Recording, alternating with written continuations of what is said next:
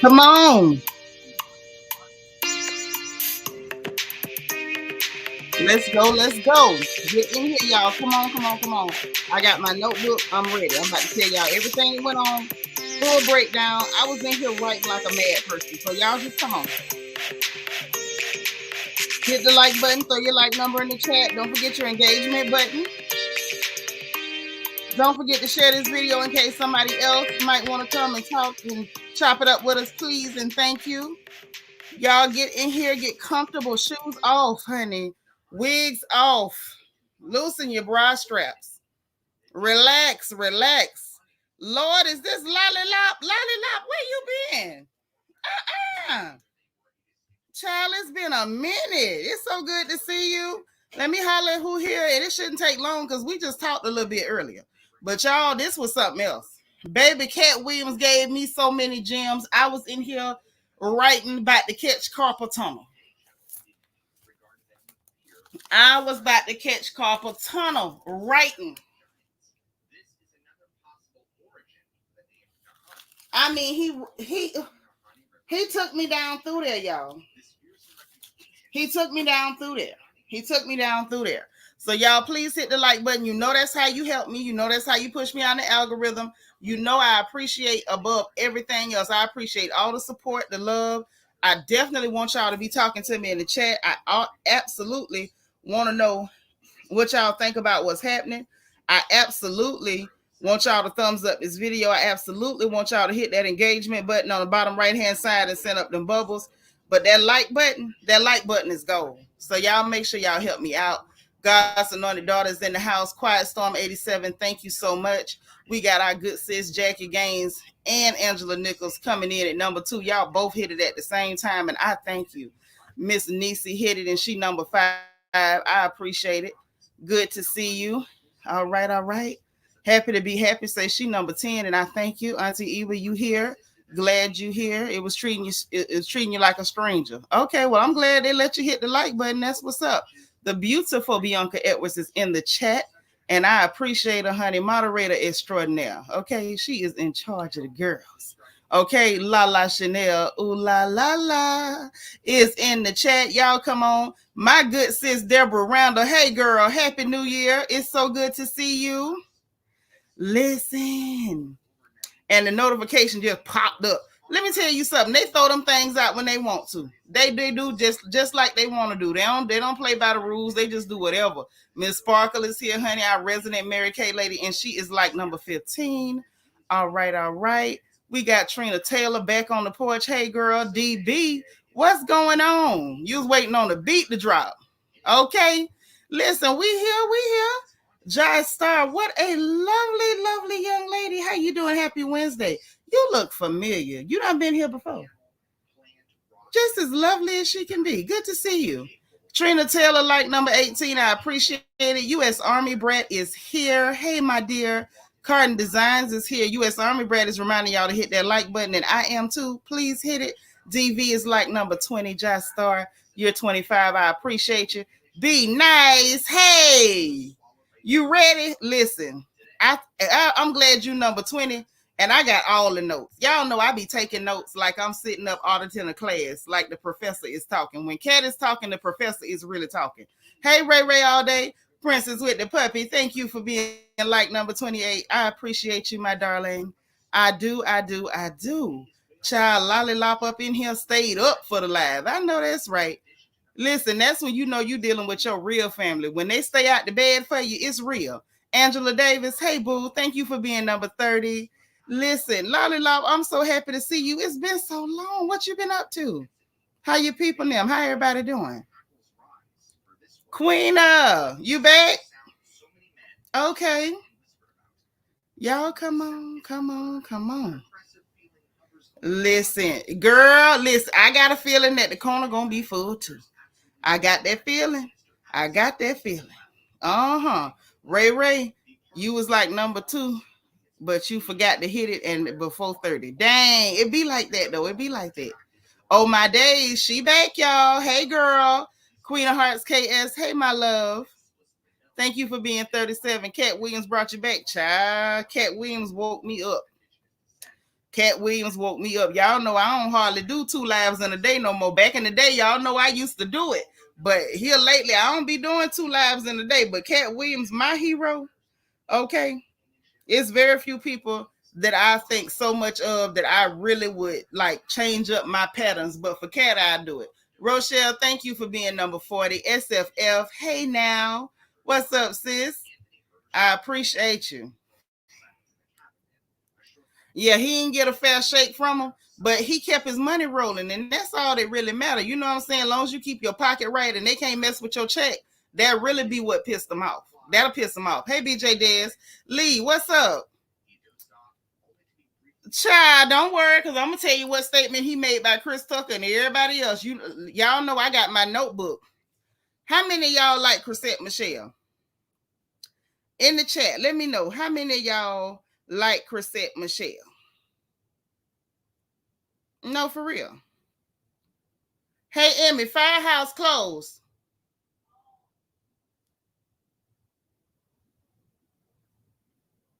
You want me to just find something or what? Don't just say that now. You sure?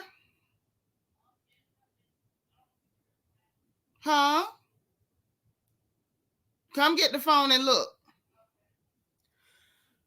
Child, I'm gonna tell y'all about it. I'm sorry, y'all forgive me. Y'all know I still be mama. I be in here with y'all gossiping, but I'm a typical black mama. Okay, I be talking with my homegirls in here with you know, y'all my family. Y'all my girls. We be in here talking, and I still be being mama. So you know, everybody got that homegirl you call, and she be talking to you, be talking to you, and then she next thing you know, she just hollering in the house at one of her children. That's me. Hey, Nona Perkins. Well, put what you want. I don't know nothing about that. So put what you want, little girl. Hey, it's Tish. Thank you for being number 42. I appreciate it. I got all your aunties in here. And you trying to talk to me about that. Put what you want in there. Mm-hmm. Yes. Don't worry. We finna get into it. Okay, say you was here when we was cutting up by Junkie Dineva a few months back, but you watch daily. Well, I'm so glad you're here. You just so lovely. Miss Juicy Couture, girl, how you been doing with your pretty self? Thank you for being like number 46. My beautiful niece is here. Couture Bay, hey, gorgeous. How are you? KK, what's happening? My niece is number 49. Oh, no, girl, you lost your husband. Well, we here for you. We love you. You know, we ain't much, but we your people, girl. We here. KK, thank you for being 47. Latasha Black is back in the house, Miss Pensacola. I know that's right. I love it when the Florida girls are in the house. Y'all know how that warms my heart. Hey, Miss Kaiser Sose, how you doing? Listen, let me make sure I got everybody. Let me make sure I got everybody. I don't want to miss nobody. Hey, Magaline, how you doing, sis? Lolly Lop, thank you so much for the super sticker. I appreciate the support. Y'all are everything. Y'all really are all that. I love my family for real. Magaline, thank you for being 53, sis. All right. So let's get into this thing. I think I done hit everybody. If anybody else come in, don't y'all miss them. If I do, y'all know the rules, but let me shoot them anyway in case we got some new folks. Hood Star, thank you for being 54 and thank you for being here. I appreciate it. All right. Panama City is in the house. Y'all know what it is. So listen, these are the rules for the chat in case you knew or just stopping by. Everybody is to be respectful. We can talk about the people on the screen, but we don't never talk bad about each other. Why? Because tongue and teeth fall out, and kin folks do not. Okay, we ain't got no favors and anybody can get it. It's very few people that's off limits, and if we happen to run across one ever, I will let you know. But tonight ain't one of them nights, okay? So y'all please hit the like button, throw your like number in the chat. Don't forget your engagement button on the bottom right-hand side. If this is your first live, make sure you put FTL or first time live in the chat so we can properly welcome you because we are glad to have you. And more than anything, y'all keep running up that like button. Keep tearing that bad boy up. Keep sharing the video. Don't let them people silence us or do no shadow banning and stuff because we done been live a couple times today. You know how they act when you done been live more than a couple times. So listen, we got to beat them people at their own game. I'm your sister. I'm going to run my mouth. I done took my notes and I need y'all to cover my back on the back end. Okay? All right? All right. So let's go. Let's get into this thing. Now, first of all, let me tell y'all how real it is. I wants to count how many pages of notes that I done took. These are notes, by the way, taken on the notebooks that my little sister Christian Key sent me for Christmas. Because y'all know I live in the notebooks.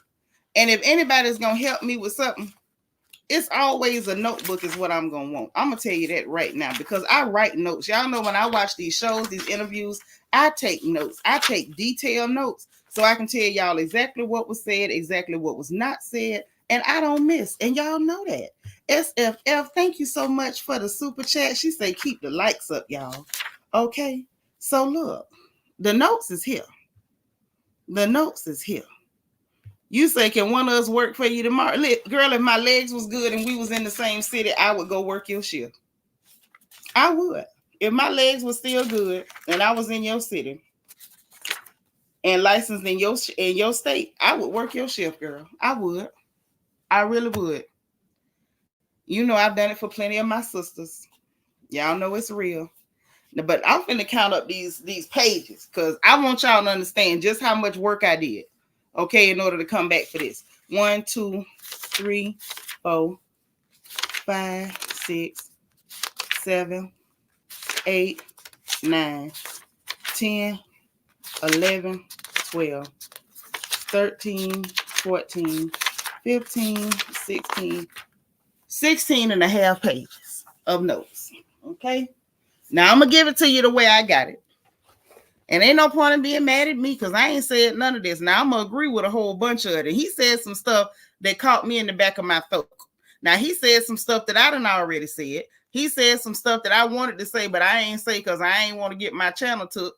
And he said it all. Yes, he did. He had Shannon Sharp up in there, shook like a bowl of jello. Post Shannon. Shannon ain't know what to do. Shannon's sitting there like, man, ain't nobody ever coming back over here no more. I wonder am I still gonna have this channel. But I must say I agree with the lies you tell we ain't finna be here all night, Trina. You must don't know me. If I got y'all through that drive behind RHOA without a bump in the road, smooth as your grandmama's grits, you can believe I'm gonna get you through this. Because this here was straight no chaser. Hey, Forever 21. Thank you for being like number 50, sis. Another Florida girl in the chat. I appreciate it. Shannon was speechless and shook. He already be tongue-tied. He talked like his his tongue real thick. That tongue got extra thick tonight. And I want y'all to know in 8 hours, this man already had 1 million views. Katt Williams told him no lies. So I know you put in the work to 2 system pages for flying. Oh, yes. Oh, baby. I wrote everything. I need y'all to share this video. That's the first thing. I need y'all to share this video. Oh, Miss Niecy, thank you for the Cash App, sis. That's what's up. Let me tell y'all something. Please don't ever think that I look at a Cash App and don't say thank you. That stuff means so much. Even when it don't be thinking like, oh, I only sent XYZ or whatever. Please know that stuff means so much to me. That's so sweet because you know what it says? It says somebody thought enough of you to take out time to punch some numbers on the phone. I'm for real. That means something. Because some people come sit up, listen to you, soak up your energy, your effort, your positivity, your light, and they won't even hit a like button. So when somebody think enough of you to send you a Cash App, a super chat, to type in the chat, like even when y'all have anniversaries with your membership and saying, oh, you've been a member 21 months, and somebody, take time to hit that and just highlight how long you've been a member and put a message, you'll never know how much that means to an old country girl like me. It means a whole lot. And I appreciate you. Okay? I truly appreciate you. That means so much. Hey, T Monique, you like number 61? You say, I believe. Okay? Listen. You say your husband here too. YouTube keep deleting your subscription. Man, it be like that. But tell my brother-in-law we said what's up. Hey, Brown Style. He was shook like Oprah during that interview with Dave Chappelle when he started spilling tea about the Hollywood execs. Well, baby, let's get on down to it because Katt had a lot to say. So listen, y'all hit the like button. Share the video. Please share, like, share, subscribe. If you new, subscribe. If it's your first time, Make sure y'all put FTL for first time live so that we can personally welcome you and spam you in the chat. And you see what my niece saying? That's the truth. Because she got a channel too. You know, we got to go and check out our niece and support her more often. We can't say she ours and we don't support her. So when she go live, every now and then, we're going to have to go over there as a crew like we did last time and throw them crowns in the chat. Let them know the royals have arrived. This is our niece. And when they ours, we supposed to support them, okay? When the young people doing stuff, if they got a bunch of ignorant relatives, we supposed to be in the stands real loud so the people know that they got backup. Let me tell y'all something real quick because I just feel like talking. I hope y'all ain't mad. You know, I had somebody tell me I talk too much, which is amazing. You came to my channel to hear me talk, but I talk so much. But let me tell you something. I want y'all to know something. This is about our young folks. Do you know the world handle them different when they know them children got backup? The world deals with them differently when they know that our young people have backup, when they know it's going to be repercussions if you bother with them. The world handles our young ladies different when they know they got mamas and aunties and big mamas that'll pop up and pop and get to popping off and pop them things out. Things get rough. You know, when they realize that it's a crew behind them young folks, the world handle them different. So when we say they ours, we got to act like they ours and support them, okay? When they show up, we show up, okay? If they in something, we in something. Now, who bothering the children? We supposed to be there to show support and to show love. Don't say they're yours if you don't mean it. Please don't ever do that. Don't give a young person the impression that you got their back when you really don't. Don't for real. Like, don't say you bought it if you ain't bought it. Don't do that. But for real, we got to be more supportive of our young Black ladies. They're so beautiful and they do so well. They're doing so well. So we have to make sure we're supporting them. Okay? That's all I'm saying. Now let's get into this interview. This Club Shay Shay interview. First of all, the first thing that I noticed off the rip is I need some of that cognac. Now, I don't even know how to get it. I ain't sure what it's called. Ashley, you here like number 64. I appreciate you. So listen. I need some of that cognac. Okay, they up there talking good talk about it. They talking about it's strong, but it's smooth. It's mellow and it's nice. You can't taste the wood in it or nothing. I say, well, God almighty, somebody give me some of that there cognac. Hey, Tara Hill. You felt like laughing and you knew where to come. I'm so glad you did. Tell a friend. Tell a friend. This is the place to come when you feel like you need to laugh. Okay, this ain't like Cheers. But you can come here because everybody will eventually know your name if you keep coming. So listen, I do want some of that liquor. I'm just telling you the truth. I want some of that liquor. You know, because it looked real nice and they was talking so good about it. I don't know. Somebody tell me where to find it. I'm going to see if I can find me some. So anyway, Katt started off on the stuff. Katt Williams started off on that buffet, and I knew from the rip that this was about to be lit. So we talked about some of the excerpts from it because just the excerpts had me crunk. So we had to talk about it earlier. But then I went back and said, let me just get into this interview. So when I saw how he started, when I first dug into this interview, I was like, oh, this finna be a wild ride. Them little outtakes that I saw earlier was just that. Them was just some little outtakes. Them was just some, you know, highlights. But those were not the only highlights. It wasn't like, oh, these were the high points of this interview. The whole interview was high points. This man took us on a ride. Not only is he a comedian, he has mastered the art of storytelling better than Slick Rick. And that's saying something. Y'all know who Rick the Ruler is. If you don't, you might be too young for this part of the conversation, but hang on. It's something in here for you. So he went to saying that he took the interview because Shannon Sharp has done such a good job of setting up an environment that makes it safe. Hey, Wayne, how you doing? Good to see you, cuz. All right, welcome. He said that Shannon Sharp has done such a good job of setting up an environment that made it safe to tell the truth. And them Negroes then came up in there and told a pack of lies. And so he came to set the record straight. That's what he said. That's what he said. He said that, you know, he liked Shannon work ethic and everything. And that Shannon did set up a, you like me on 3 different, listen, I do love you. Hey, I love you. I love you. I love it. I love it. So dig now. He said he set up that environment, and he said he set up a safe place for the truth to be told. And then he said that them lowbrow comedians. I said right then, by the time Katt Williams said they was lowbrow, I knew it was real. Y'all keep liking this video. Run it up. Run it up. Moderators, please keep reminding our family to hit the like button. I need it. I need it. I ain't too proud to beg. He said lowbrow comedians, okay. He said that they disrespected Shannon by coming at a lot to his face. God almighty. I say, boy, this goddamn Katt got away with words, don't he? This boy could have been a preacher. He had it. He got it. He got it. He even had the nerve to imitate Shannon's voice when he went to talking about Ricky Smiley. He talking about he stole that from you. Boy, he did Shannon Sharp voice good. He even put that little tremble in it when he was talking about him lying, talking about that Ricky Smiley took his role as Money Mike, and Ricky that Katt Williams was supposed to be the crackhead Santa Claus. Stop it, I see. How was that finna work? How was that finna work? So anyway, he was like, child, please, that's some bull. You know, we talked about it a little bit earlier.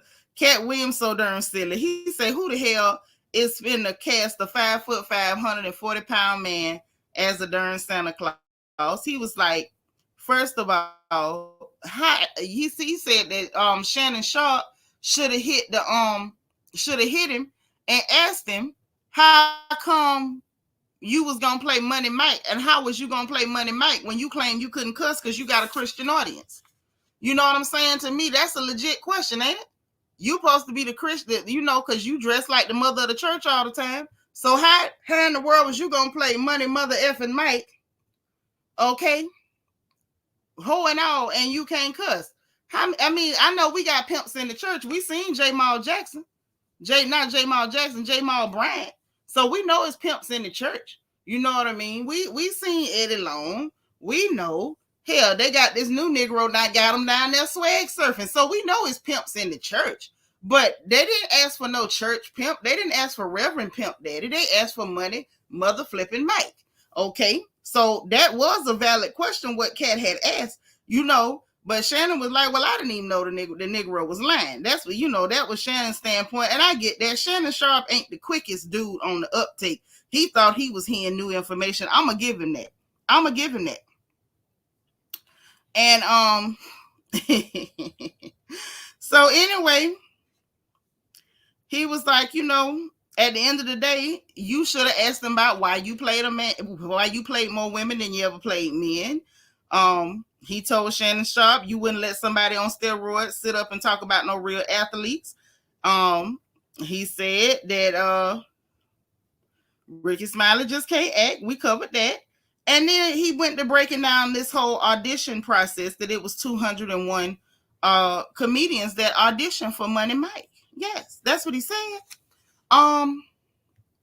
What you say? Say Katt showed me when him and Wanda went at it. He is hilarious and ain't lied one bit. Not one lie was told. Not one. Wayne say, Lord, not pimps in the church. You know it's pimps in the church. You know it's pimps in the church.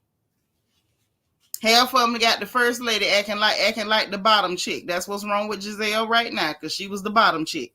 And that's why she run around with that. How can I borrow from Katt that lowbrow behavior? That's why she got that lowbrow behavior now, because she was married to a pimp. Mm-hmm. Oh, yes. So anyway, back to this. So 200 other comedians auditioned for the role or whatever. And in the original script, he said that Money Mike got his booty hole took. Okay? Remember that scene where Damon had followed him in the bathroom and went to pulling them phone books off his belly, like he was waiting to get shanked and stuff, and Money Mike had to grab that vice grip and crunch down on his hairy boys. Remember that? He said originally in that script that he was supposed to get his booty hole took, and he told the people, look, take this out. If you get rid of this, I'll make it twice or 10 times as funny, however he put it. And so that's what they agreed to do. This was his first movie role. He was taking a hell of a chance by saying, no, I don't want to do that part. But they went for it, and it was a risk, but, you know, it was lit. It was lit. It was way funnier to see him running down the street at the end of that movie with his perm flapping in the breeze. And he said that that's what Ricky Smiley saw, and he was cool with that. Of course, I mean, I'm gonna just leave that alone. But I can think about 100.5 reasons why he was perfectly cool with that. And then the real story is the fact that he wrote the script for Money Mike. So now it goes right back to Ricky Smiley. How was you supposed to play the role and you recorded this, that, and the third? What did you record? Because the script was written by Katt. They let Katt go ahead and write the script. So which part was you saying? Which part was you saying? I'm just asking. Couture said, I'm glad they took out the booty bandit. Yes. I'm glad, because Damon's character was funny enough. It was hilarious watching him dance to Tupac. I'm sorry. I don't like Terry Crews at all. Like, not even a little bit. Yeah, he done lit the internet up. He done doused it with a styrofoam cup full of gasoline and throw the match, okay? Lala say the only part of Pimp Ricky Smiley can relate to is being pimp slapped. Probably. But then again, I don't know. I don't know. But dig now. So he wrote the script, and then he went on to talk about the fact that not only did he write the script, now this was later on in the interview, but it's relevant to this, so I'm going to go ahead and give it to you now. He wrote the script. He was the one that pushed for Bishop Magic Don Juan to be in the film rather than have somebody else come there pretending to be a pimp to shop at the store. He pushed for the pinnacle. Y'all know the bishop, as he say, the archbishop, Magic Don Juan, to be there. And that was everything. I ain't lying. When I was watching the movie and I said, is that the bishop? Y'all don't even understand. I almost passed out. I love the bishop. I love Bishop Magic Don Juan with the green and the gold. When I seen him, I said, no, that's him. That is him. That's the man. And then he went to talking about the Prowler, and how he the one told him, make sure it's purple and X, Y, and Z and blase, squaze, all that. So that was all his creative freedom. That was his creative input. So it's like, Ricky Smiley, you lied. You lied. Stop lying. You was lying. Just stop lying. And like you said, if I was supposed to be Santa Claus, like, these people could really just flip and change and just take a role and move a role. Why they didn't make no Santa Claus suit? Why ain't no bloopers or no outtakes of him in no Santa suit? Where was the Santa suit? There's a lot of good questions. And he said that the whole time Ricky Smiley running around there throwing fists. I'm the one on the radio. I'm the one be with Steve. Everybody know me. Don't nobody know him. Blah, blah, blah. Which was funny because a lot of us did know him. A lot of us remember him from being on Comic View, being, as he used to say, the cat in the hat. And he used to say, I've been Katt and y'all been all that. Like, I remember dude was hilarious and funny from the get-go. He ain't never not been funny. So when we seen him, it fit. I'm sorry, but it fit. It was the perfect. That role couldn't have been no more his if they wrote it for him. But he the one wrote his script, and the rest was history. So anyway, that's when he told us about the fact that he was so terrible that he put it in his contract. If he ever worked with him again, he had to be in a dress. And he said, where y'all seen him next? He said in First Sunday, and he was indeed wearing that dress. Okay, being an old church mama, because that's what he know how to do. Okay. Yes, Doc from DC. Katt is a comedian and Ricky is a host. That's exactly what it is. Tasha Black said he not as funny as Charlotte Murphy. Okay, he ain't as funny as nobody. He just real funny looking. Now, if we going off the looks, the Negro is hilarious, but that's another conversation. So anyway, we get to the 9-minute 46 for the 9-minute 46-second part. That's when he first pivoted to Cedric the entertainer and went to talking about, when he was finishing up about the joke that Cedric the entertainer stole from him. Now, the internet has a long memory. The internet played both jokes back to back, and you could clearly see that it was some plagiarism went on there. It was. Cedric just added in a spaceship and then talking about, oh, well, we been driving long stuff. Like, it ain't nothing but a 72 Deuce. And he literally sat down, had him cue up the music, did the action with the wheel. Like, it was literally like he copied this dude bit by bit. So Katt Williams not only, gave the timeline and laid it out, but talked about the evolution of the joke, the fact that he told a joke, got a standing ovation, and then Mark Curry, y'all remember Mark Curry from Hanging with Mr. Cooper, say he stepped in and actually helped him punch up the joke, polish up the joke, because he said he thought it was good. Mark Curry stepped in and helped him polish it and chip it up, and then it got great. It went from good to great, okay? So that's how it went. So at the 10-minute, 22-second part, after we got past that, then we get to the Steve Harvey, and he went to talking about how Steve Harvey stole from Mark Curry.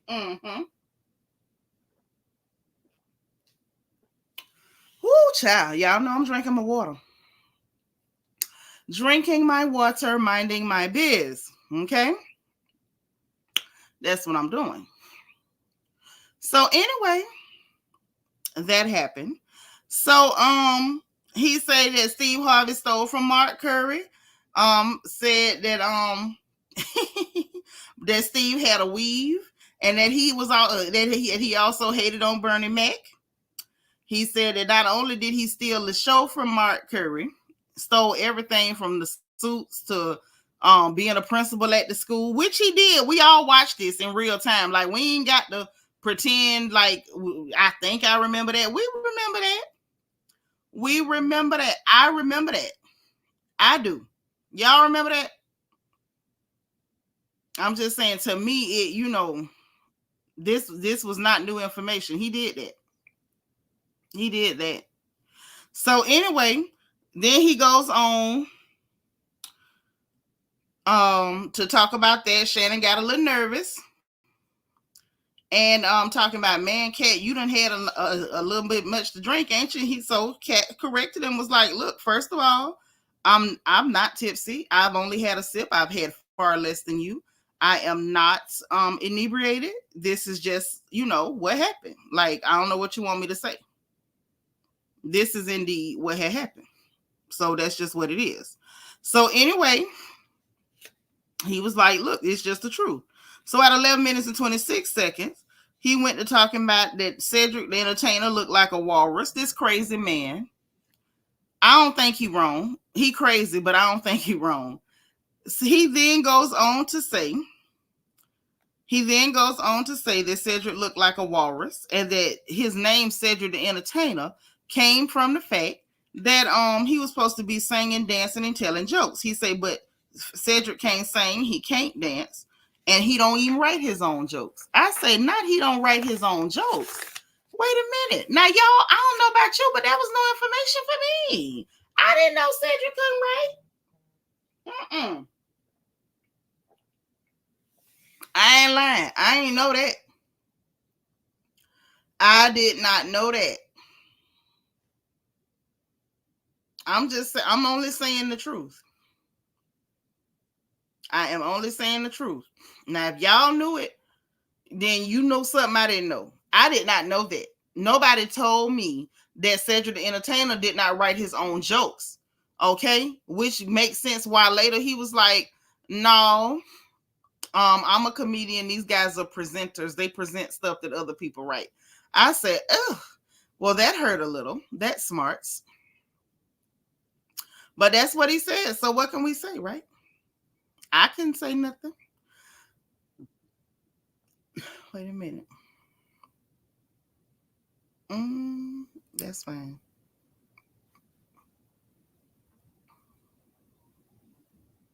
So anyway, so he dropped that on us and went to talking about the fact of the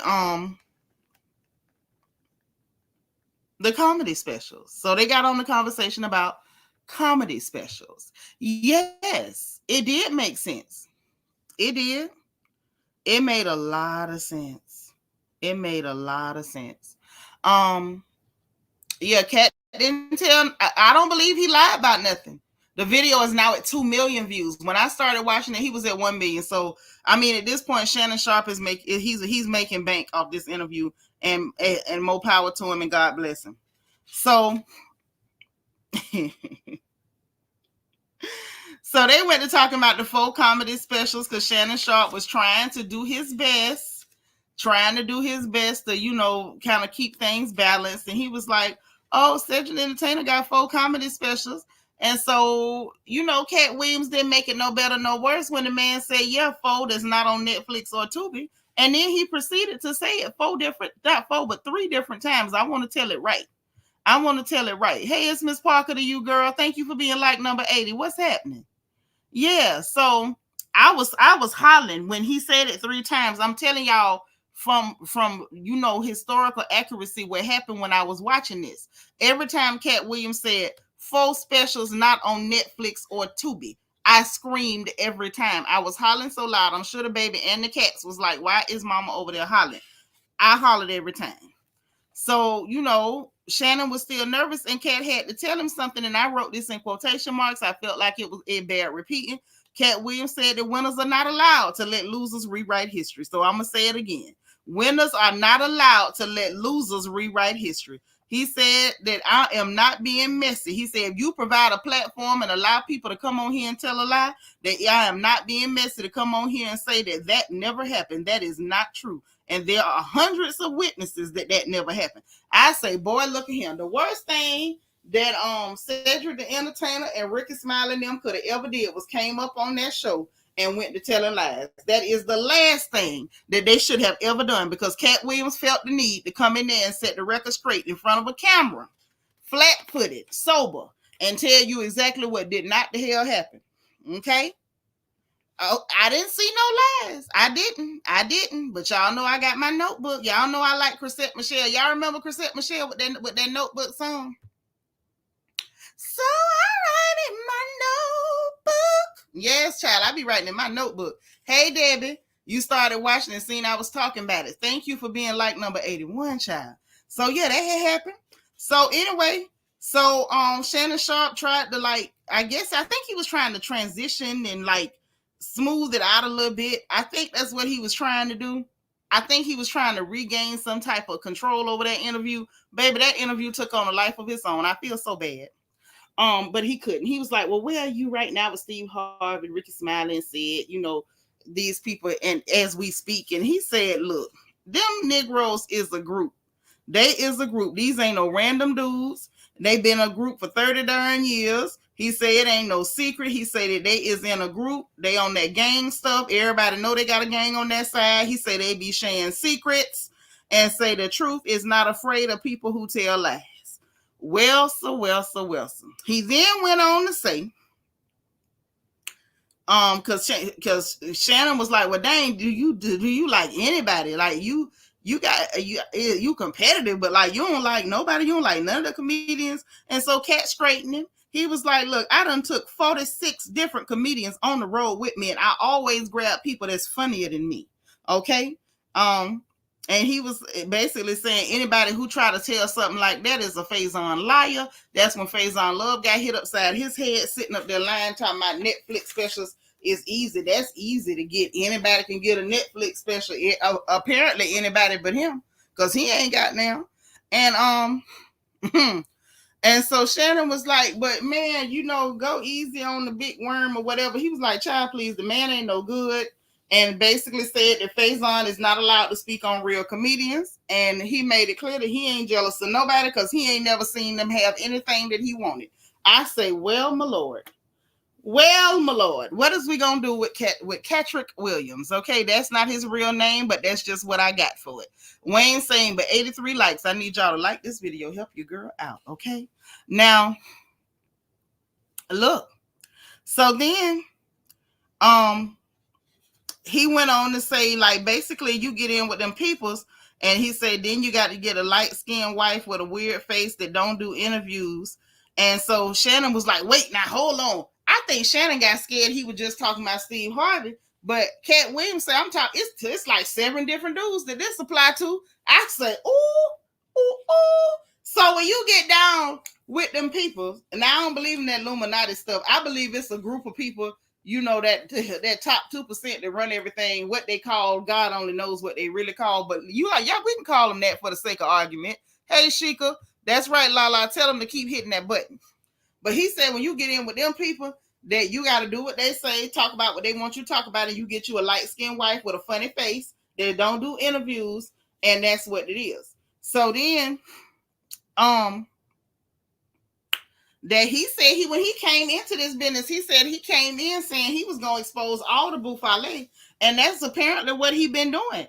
You know what I'm saying? People might not like it, but there you go. That's what it is. Okay.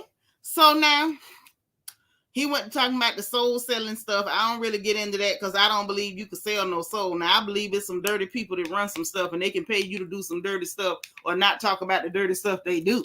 Now I believe in that. But I stand by the fact if it was somebody buying souls, it'd be so many soulless Negroes in the hood and a bunch of brand new Cadillacs. And I stand by that. Ain't nobody buying them. But anyway, so he said at the end of the day, it's either God's side or the other side. That's just what it is. He called them men some big dangling deviants, is what he said. He said 2024 is up for everybody. The truth is the light. So in other words, he telling everything anybody can get told on. And that's just what it is. Shannon was sitting over there shook. Big as Shannon was trying to get small. Shannon had to pull his shoulders and his elbows so close together, he almost gave himself cleavage. I'm like, Shannon, if you don't release and relax and relate over there, you're going to mess around and have hemorrhoids. Y'all go look and see how tight Shannon was holding himself. He was holding himself like them old mamas be holding themselves when the deacons be done prayed until they got in the third and fourth gear. You know, when they start moaning, he was holding himself like he was finna start moaning and just start, Lord have mercy. I was waiting on Shannon to break out into a chorus. I was gonna go with him too, because Katt had me feeling like I was finna break out in a chorus of Lord have mercy. But that's what happened. So then after that, he said that what he got that the people don't like, he got the information, the knowledge, and the secrets. And he said they all know he got it. He say, and people every time they somewhere ducked off doing something dirty, there's somebody gonna come tell him about it. And he say he will even pay for the information. Child, some tell me Katt Williams got a file on all them Negroes is what it's giving me. Okay, he said if you go do something funny with some boys and some corners, he gonna hear about it. Somebody gonna come tell him about it. Oh yes, and he said he'll pay for that good information. Yes, he did. Yes, he did. But yep. So it was after that when he had mentioned about that role again, talking about the fact that he was the one that set up the wardrobe for Money Mike and made sure that it was not stuff that other people had. He the one made sure the hair was correct, the script, the car color. He had Bishop come there and everything. He said that's all the more reason why he couldn't let that dude just get up there and lie like that, because that's not okay. Okay? Yes, Debbie. Shannon was drinking every time Katt got on the road. Shannon was up there about to empty out that good cognac that I still want a bottle of. Somebody email him and ask him if he'll give me one. He got it. He got it. All right. He paying for it. Listen, when the gossip is good, you know, we'll tip. We'll tip now when the gossip good. So anyway, so Shannon was like, how come Cube and Terry Crews and Mike Epps them didn't straighten him when he said that? Katt was like, you should have been asking why they didn't never say nothing about him supposed to be having that role, because it ain't true. So anyway, Katt then went to talking about the fact that they be lying about their stories and everything. So according to Katt Williams, Steve was never homeless. He say Steve Harvey's a liar. He was never homeless. He said that back when he was doing comedy and stuff, that he was getting $3,000 a show and was doing like 5 nights a week back then. He wasn't homeless, and talking and was imitating Steve, talking about, I got everything I got thanks to my wife. He said that's a darn lie, and that Steve had said the same thing about the first wife. I say, oh, what is going on, Lord? He telling everything. Then at the 19-minute 48-second mark, he went to talking about Guy Torrey went the line. I say, not Guy Torrey went the line. No, not Guy Torrey went the line. Yes, Guy Torrey went the line. So he say that Guy Torrey did this whole, like, I guess, special for the Comedy Store, talking about that Steve Harvey and Cedric the Entertainer and Kevin Hart and Tiffany Haddish came through there and made it a great place. He said that ain't nothing but a lie. He said Steven said ain't never, ever, ever, ever, ever, never, ever, ever, ever, ever, ever performed at no comedy at the darn Comedy Store. He said Tiffany Haddish only done been to the Laugh Factory, and I heard she didn't do so good. He said they weren't doing nothing but lying. He say all of them be just taking stories and running with it. They just take whatever sound good and say it.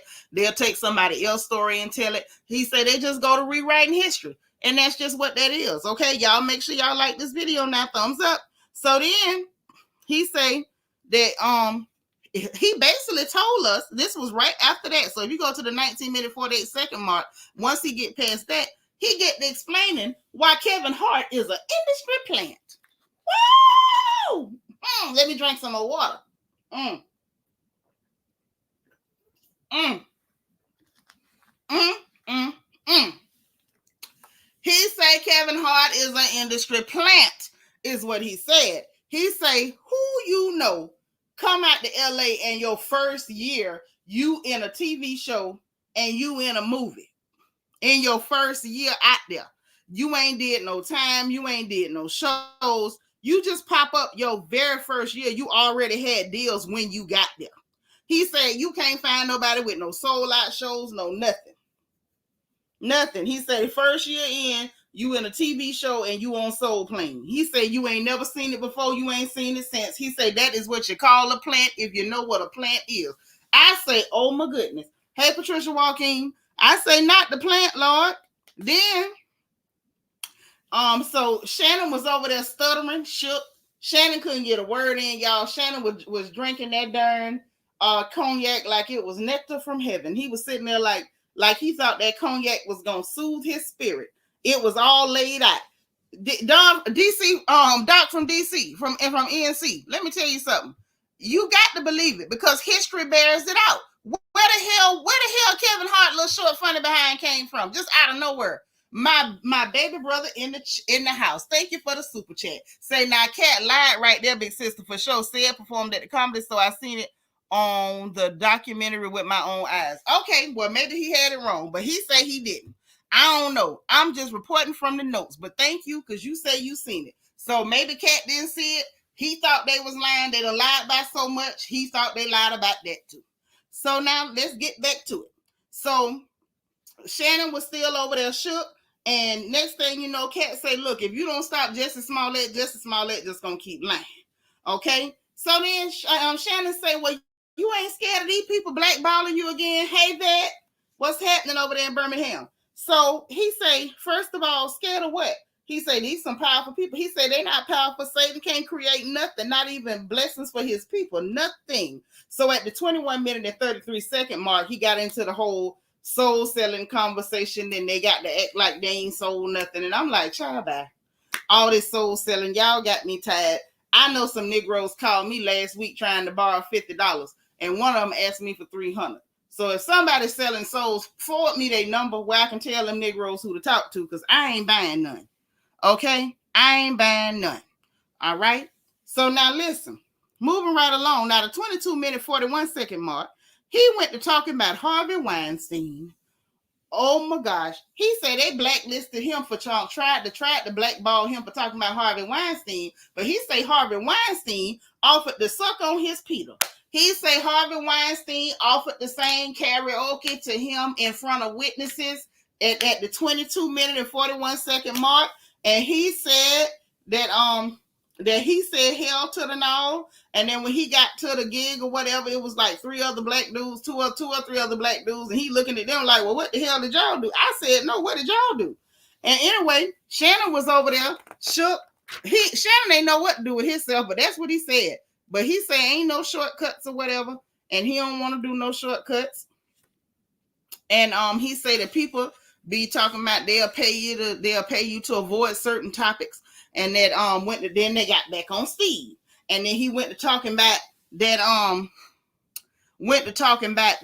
Steve say that, oh, I stopped doing stand-up because I had 7 TV shows going. He say at the 23-minute and 42-second mark, he said that it was a championship stand-up comedy competition in Detroit. It was 10,000 people watching, and Steve lost to Katt Williams. And that's why he quit doing stand-up comedy. Now, that's what he said.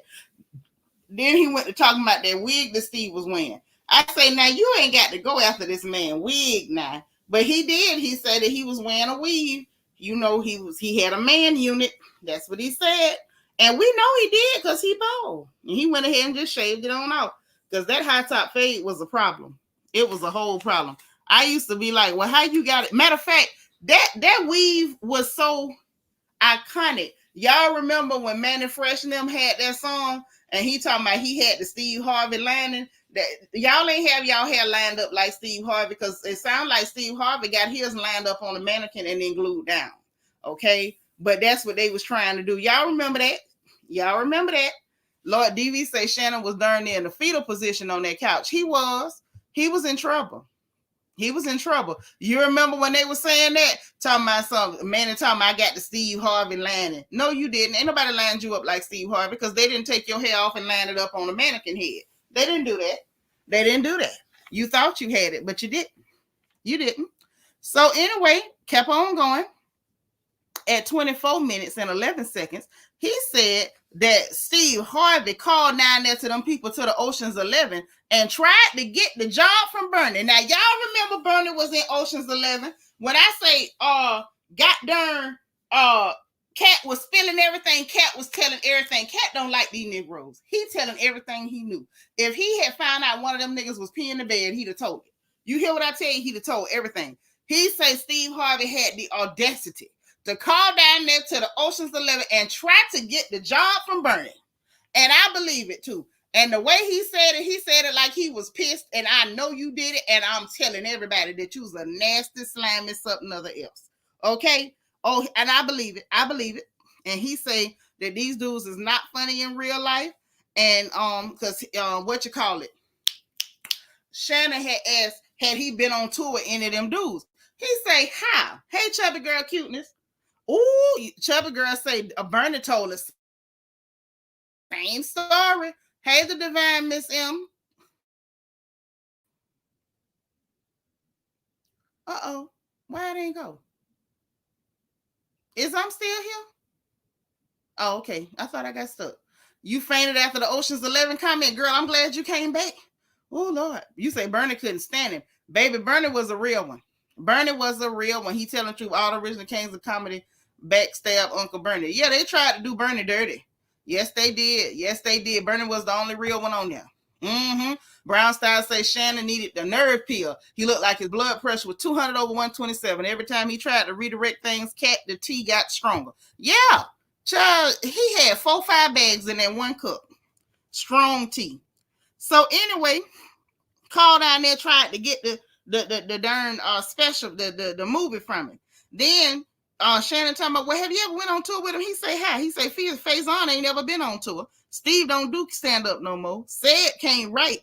And Ricky Smiley been playing the same old black lady forever. I say, oh, God almighty mo. But he ain't lie. Then he said he done had 19 different 100 city tours. Okay.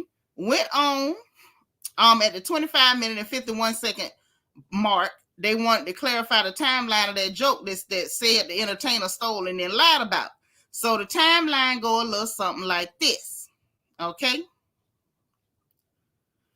In 1998, Katt was on BET Comic View, told a joke, and the joke got put on the commercial. In 2000, the Kings of Comedy came out, and that's when we saw Cedric the Entertainer try to debut this man's joke.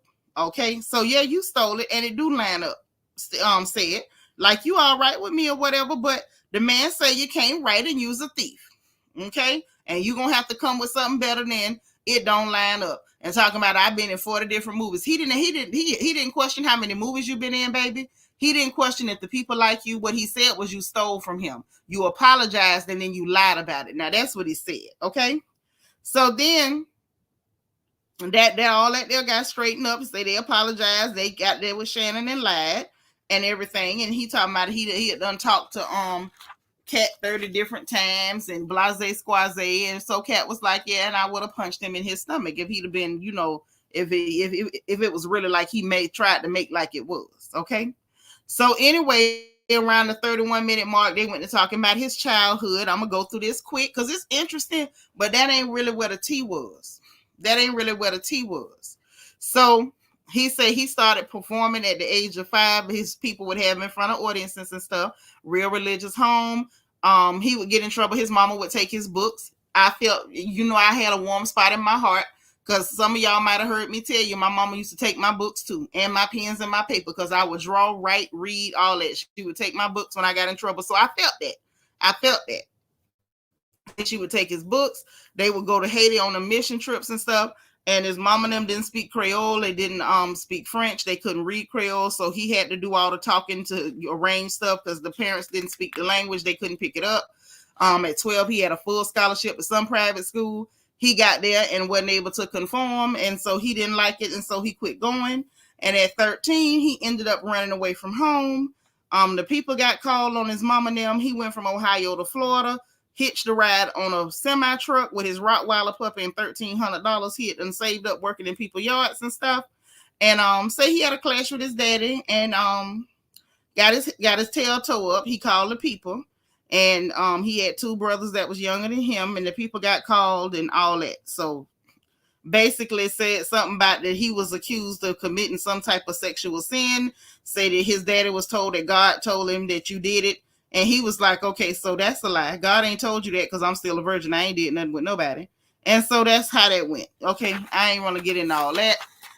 He said he went to Miami and he was homeless in Miami at 13, staying in the park at Coconut Grove, and would hang at the library during the day, and they would steal car radios. And he make about $2,000 a day stealing car radios. Okay. Now, and I remember back then they was stealing them cars. A lot of people had what we used to call Benji boxes. Some of y'all old enough to remember the Benji boxes in the car. When you would turn off your car, you could flip the handle up and pull your radio out and take it in the house with you. That put a 1 in the chat if you old enough to remember the Benji boxes, okay? Where you could take your radio in the house, because people really would steal them and sell them, and that was good money. So anyway, he was doing that.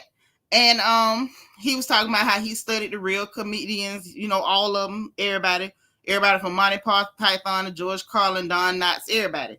And he said that he felt like he could write his stuff and keep it straight. Y'all remember them Benji boxes? Boy, I knew I had my real girls in here tonight. Okay, y'all remember? Used to pull them out there. Y'all used to call them pullouts. Okay. That's what's up. Okay, the crew is in here tonight. Okay. So look, anyway, he said his pen was going to make him quit. He was like, I'm going to keep doing my thing. If they not creative writers, if I'm doing my thing like it, you know, like it is, like it's supposed to be, then if I'm doing it right, then either they're going to have to step their pen game up or they're going to have to go home if they're being lazy. So they talked about the internet and how it affects the craft and how they really don't have time to really perfect the joke, because once it's out on the internet, like that's just what the joke is. Now, at the 57 minutes and 41 seconds, they went to talking about religion and stuff. You can go check that out. It wasn't that interesting to me. At 58 minutes and 17 seconds, he said it's only been 10 years ago he figured out that he was funny. Say he had no extracurriculars as a kid, you know, because he dropped out of school, and he really don't do high school games because he never really went, because you know he wasn't in school because he ran away. Okay. Now at 1 hour, 3 minutes and 15 seconds, they went to talking about that lady Wanda in Atlanta. Y'all remember Wanda? Put a 3 in the chat if y'all remember Wanda.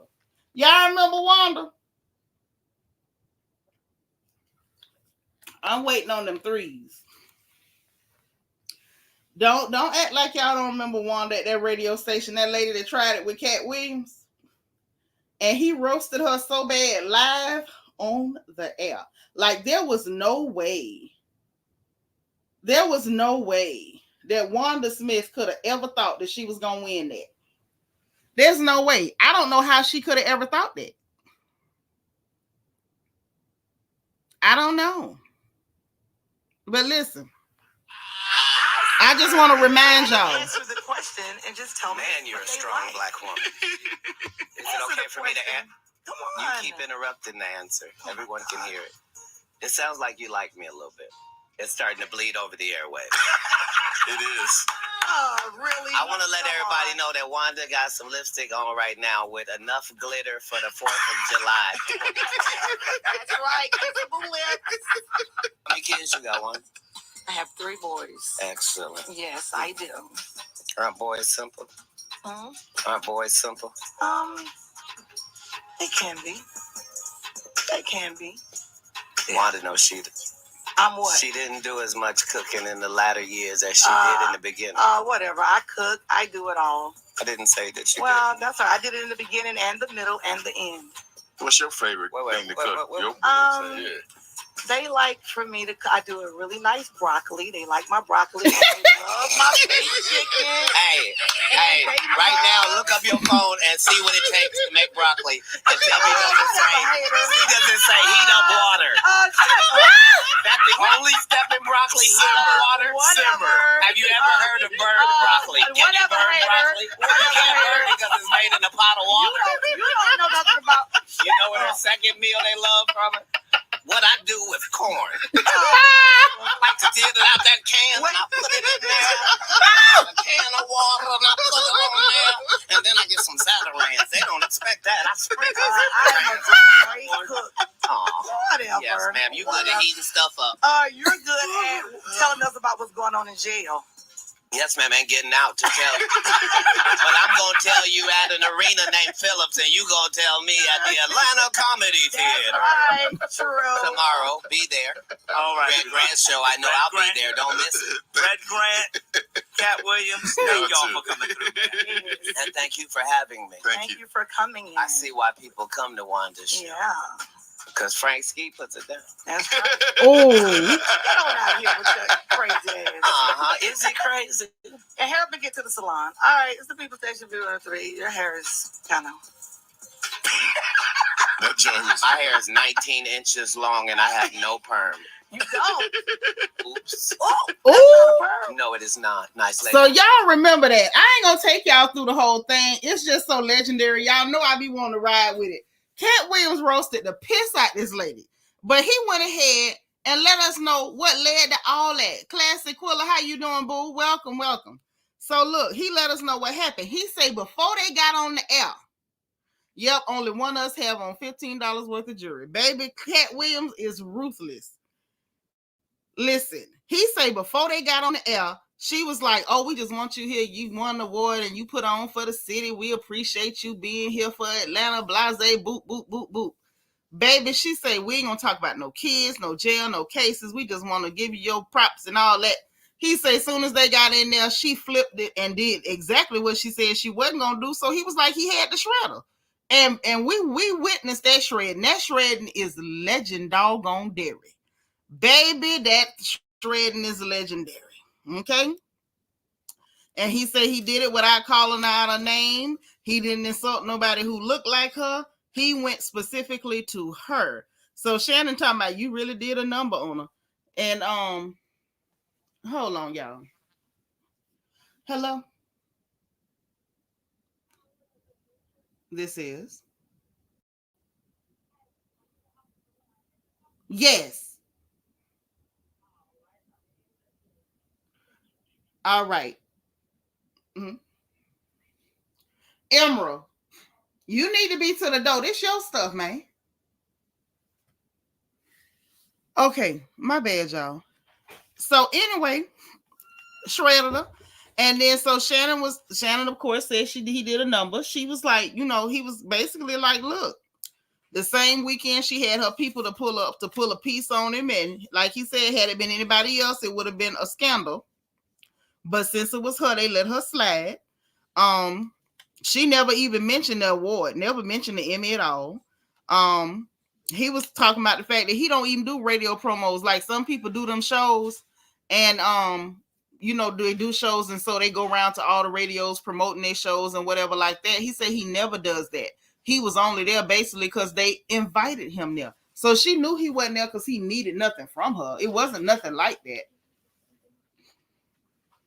It wasn't. Did she get my BC powders?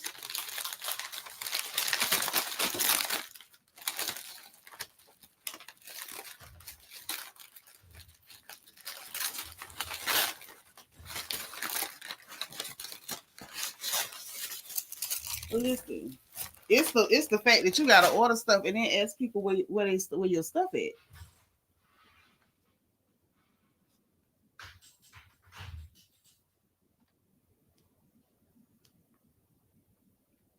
Mm-mm.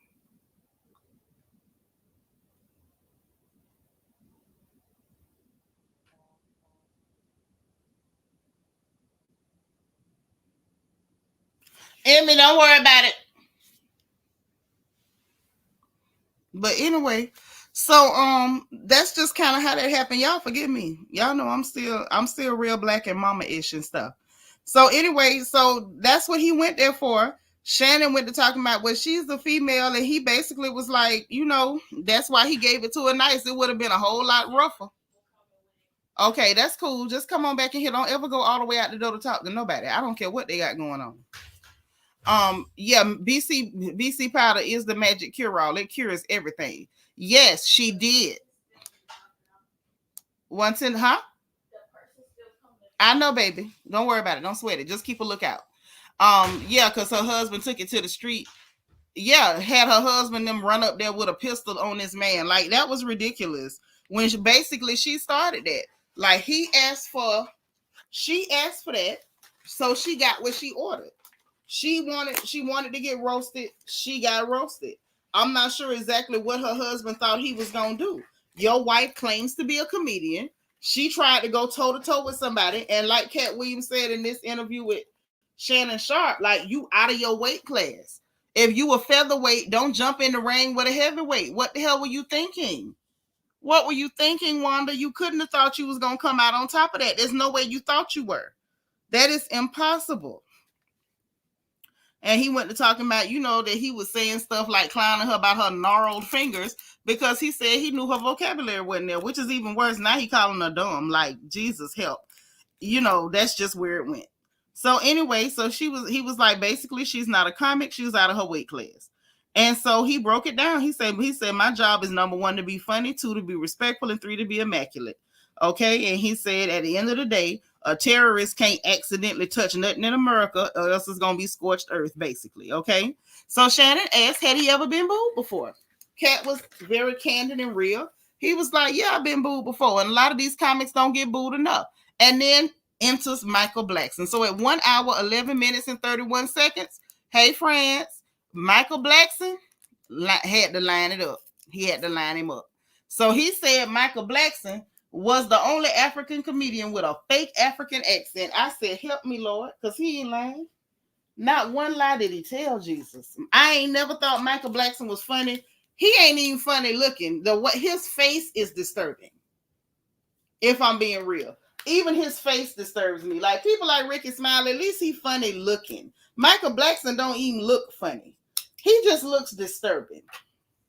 As a matter of fact, not just disturbing, Michael Blackson looks offensive. His face offends me. And the fact that he's literally willing to be a walking stereotype and to play on every awful stereotype that any ignorant or xenophobic person has ever said about an African, and to call that comedy. Like, I'm not a fan of self-deprecation. It's like when a fat lady is a comedian and all of her material is about, the chafing under her belly and between her legs and her side titties and back titties and, the fact that she got, bat wings and lunch lady on. Like, that's self-deprecating. 1 or 2 jokes. I mean, it is what it is. That's your life. But that's literally what he did. He turned himself into a caricature, and it was a hot mess. So he basically was like, I gave this dude advice, and he turned around and got mad. He said basically he took all my advice, used it, and then was mad at me about it. He said basically all he told Blackson was, if you're going to say you the African king of comedy, he said, first off, there's comics in Africa, and they are shot out the basket mouth, because that boy had me screaming on everything. Michael Blackson just ain't funny. But if you're going to say you the African king of comedy, why you wearing dirty, busted, jacked up dashikis and stuff, man? Put on some nice clothes.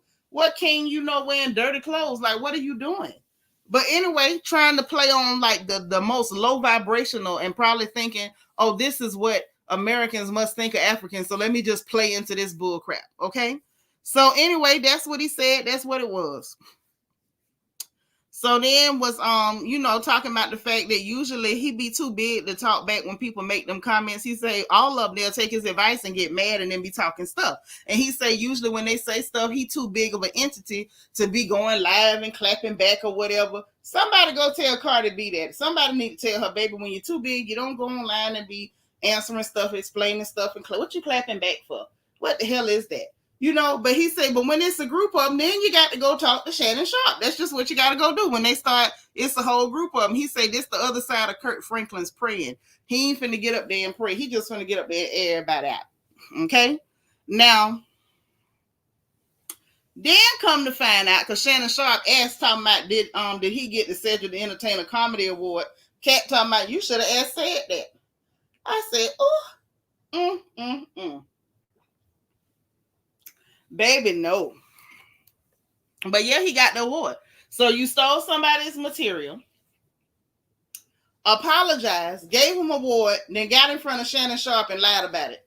Baby, that's what happened. So anyway, then he went to talking about Kevin Hart. And I forgot how it came up. I have to go back and recheck, but it was around, I know it was before the hour 19 minute mark, but he was like 25 years. They never been in the same building. Katt Williams said if he come in the building, that Kevin Hart be hightailing it out the other way, because he, straight shooter, don't play too much. Hour 19 went to talking about his acting method or whatever, and how he tried to get rid of all his mannerisms, just pick up the mannerisms of the character. He clown face on Love again, and that's when Shannon was like, "Oh, you got to give Big Worm a break. He did a good job on that role. So Katt Williams was like, "Well, did he really?" And he told Shannon Sharp that you got an unnatural allegiance to losers. He say, "Nah, if he really did such a great job, how come he wasn't in nothing else?" Which, why he didn't do the sequel or whatever like that. So they got past that, and he was talking about the fact that he do help people, but he help people that actually, write, and it's funny. And when he help them, they don't have to sign to no label of his. They don't have to sign to no agencies, no conglomerates of his. I thought that was cool.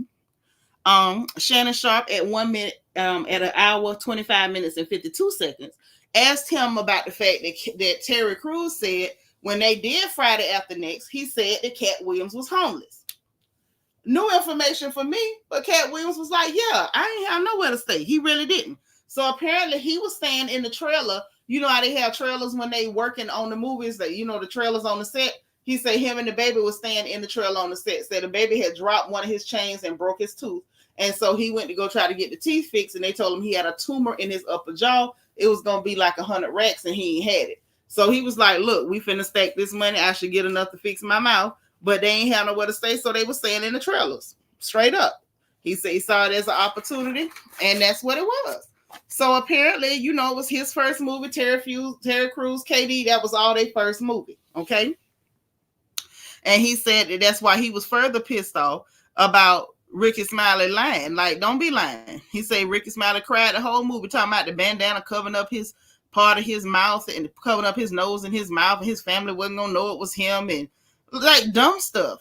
So then at the 1 hour 28 minutes and 52 second mark, they was talking about Terry Crews situation. Say Terry had been in football, which we knew, and I didn't know he had done no wrestling. Say he had did some televised things or whatever, and say he took some L's, and it was important for him to make this jump. And said that, so him and Terry Crews and KD say they would all, like, a lot of times end up rehearsing together, and they would be working on their stuff together to make sure it was right. And then at the 1 hour 29 minute 40 second mark, he said that every movie that he was asked to do after that, if they had some step and fetch it type stuff in it, coonery, that he would ask them to, can y'all just take that out? They say, and he said every one of them that he wasn't willing to coon for, that Kevin Hart took them out. Ain't asked them to change nothing. And I believe it. Hey, Simply Steph, I believe it. And because that would explain why we kept seeing Kevin Hart pop up and everything. So then at the hour 30 minutes and 8 second mark, Shannon asked about Ice Cube. I said, oh, conversation finna get good. Excuse me. Because y'all know how black people act when it's other black people giving them an opportunity. Now, they will sit up there quiet when them clear people don't pay them properly, treat them real dirty. They quiet and humble. When it's a black person, oh, he didn't pay us right. He ain't pay us right. Well, child, Katt Williams called them ungrateful, BASTARDS. Okay, that's what he called them. He say, first of all, not just ungrateful, BASTARDS. He say they some weirdos. He say at the end of the day, this man, he said, you mean to tell me you saying the person that didn't pay you right was the independent filmmaker who paying for a portion of the movie out of his own pocket, ain't pay you right? He said he made enough to fix his teeth. and it gave him his opportunity. He said, plus, he said, I contributed to the movie. I wrote my lines, my script for my part. He said, and and that's when he was saying, like, these people is presenters. All they do is present what somebody give them. They are presenters. He ain't no presenter. He's a comedian. He say, and then for the next one, they wanted to do another installment of Friday, and said that Cube had asked Katt Williams to help him write it, to go ahead and help him get that wrote. He said, but it was too many deaths, that they missing John Witherspoon in a way that they really don't know how to bounce back from, and was talking about the fact that they don't have, Chris Tucker that was smoking. He said they got the Jeffrey Epstein Chris Tucker, the Epstein Island Chris Tucker. And I said, oh, not the Epstein Island Chris Tucker. Have mercy. Say Chris ain't want to be known for smoking reefer and stuff. And then he went to talking about that, at the time he was trying to be Christian and he was friends with Michael Jackson. And he said that, at that time that Michael was calling him Christmas. And then, he did remark to Shannon Shark, have you ever had another whole grown dude call you Christmas? And Shannon said no. They laughed that off, but that's a darn good thing. Yes, the Epstein Island version of Chris Tucker. They don't want the Epstein Island version of Chris Tucker. Yeah, Chris got deep in there. I told y'all I heard he was on the nasty list. I heard that. Hold on. Who is Biscuit? Biscuit sent me a cash app. Let me send a heart to Biscuit. Biscuit, thank you. Here. That's so sweet. So listen. So they went to ask him about the whole Def Jam Comic View situation. So he was like, basically the Comic View was really the break. It really wasn't Friday After Next. Comic View was the break, and I could see that because that's where a lot of us knew him from before he was ever on Friday After Next. And he was like, them was the Wild Wild West days. They just throw everybody out there and you see what it is. And he was talking about that it was real cool, but it was not cool to a certain degree too. Hey, Nene Ashley, thank you for being 119, sis. I appreciate you. And was talking about the fact that so was Def Jam, because they could cuss then. And I remember that Def Jam was a big deal because they be cussing up a storm, child. And so he was like, it was cool, but it wasn't cool to a certain degree. He said, because like you could get a standing ovation, and then if other people didn't get a standing ovation, said they started telling everybody when the comics quit, everybody stand on your feet and give them a standing ovation. So it was like, we gonna give everybody a participation award is the way it was looking, and like taking away the shine from the people who actually got the people on their feet organically. So I could dig that. So at the hour 36 minutes and 8 seconds, they say Kevin supposed to be gonna do Comic View or whatever, and was talking about the fact that Kevin is the one that helped get Tiffany Haddish in, and we all know she ain't funny.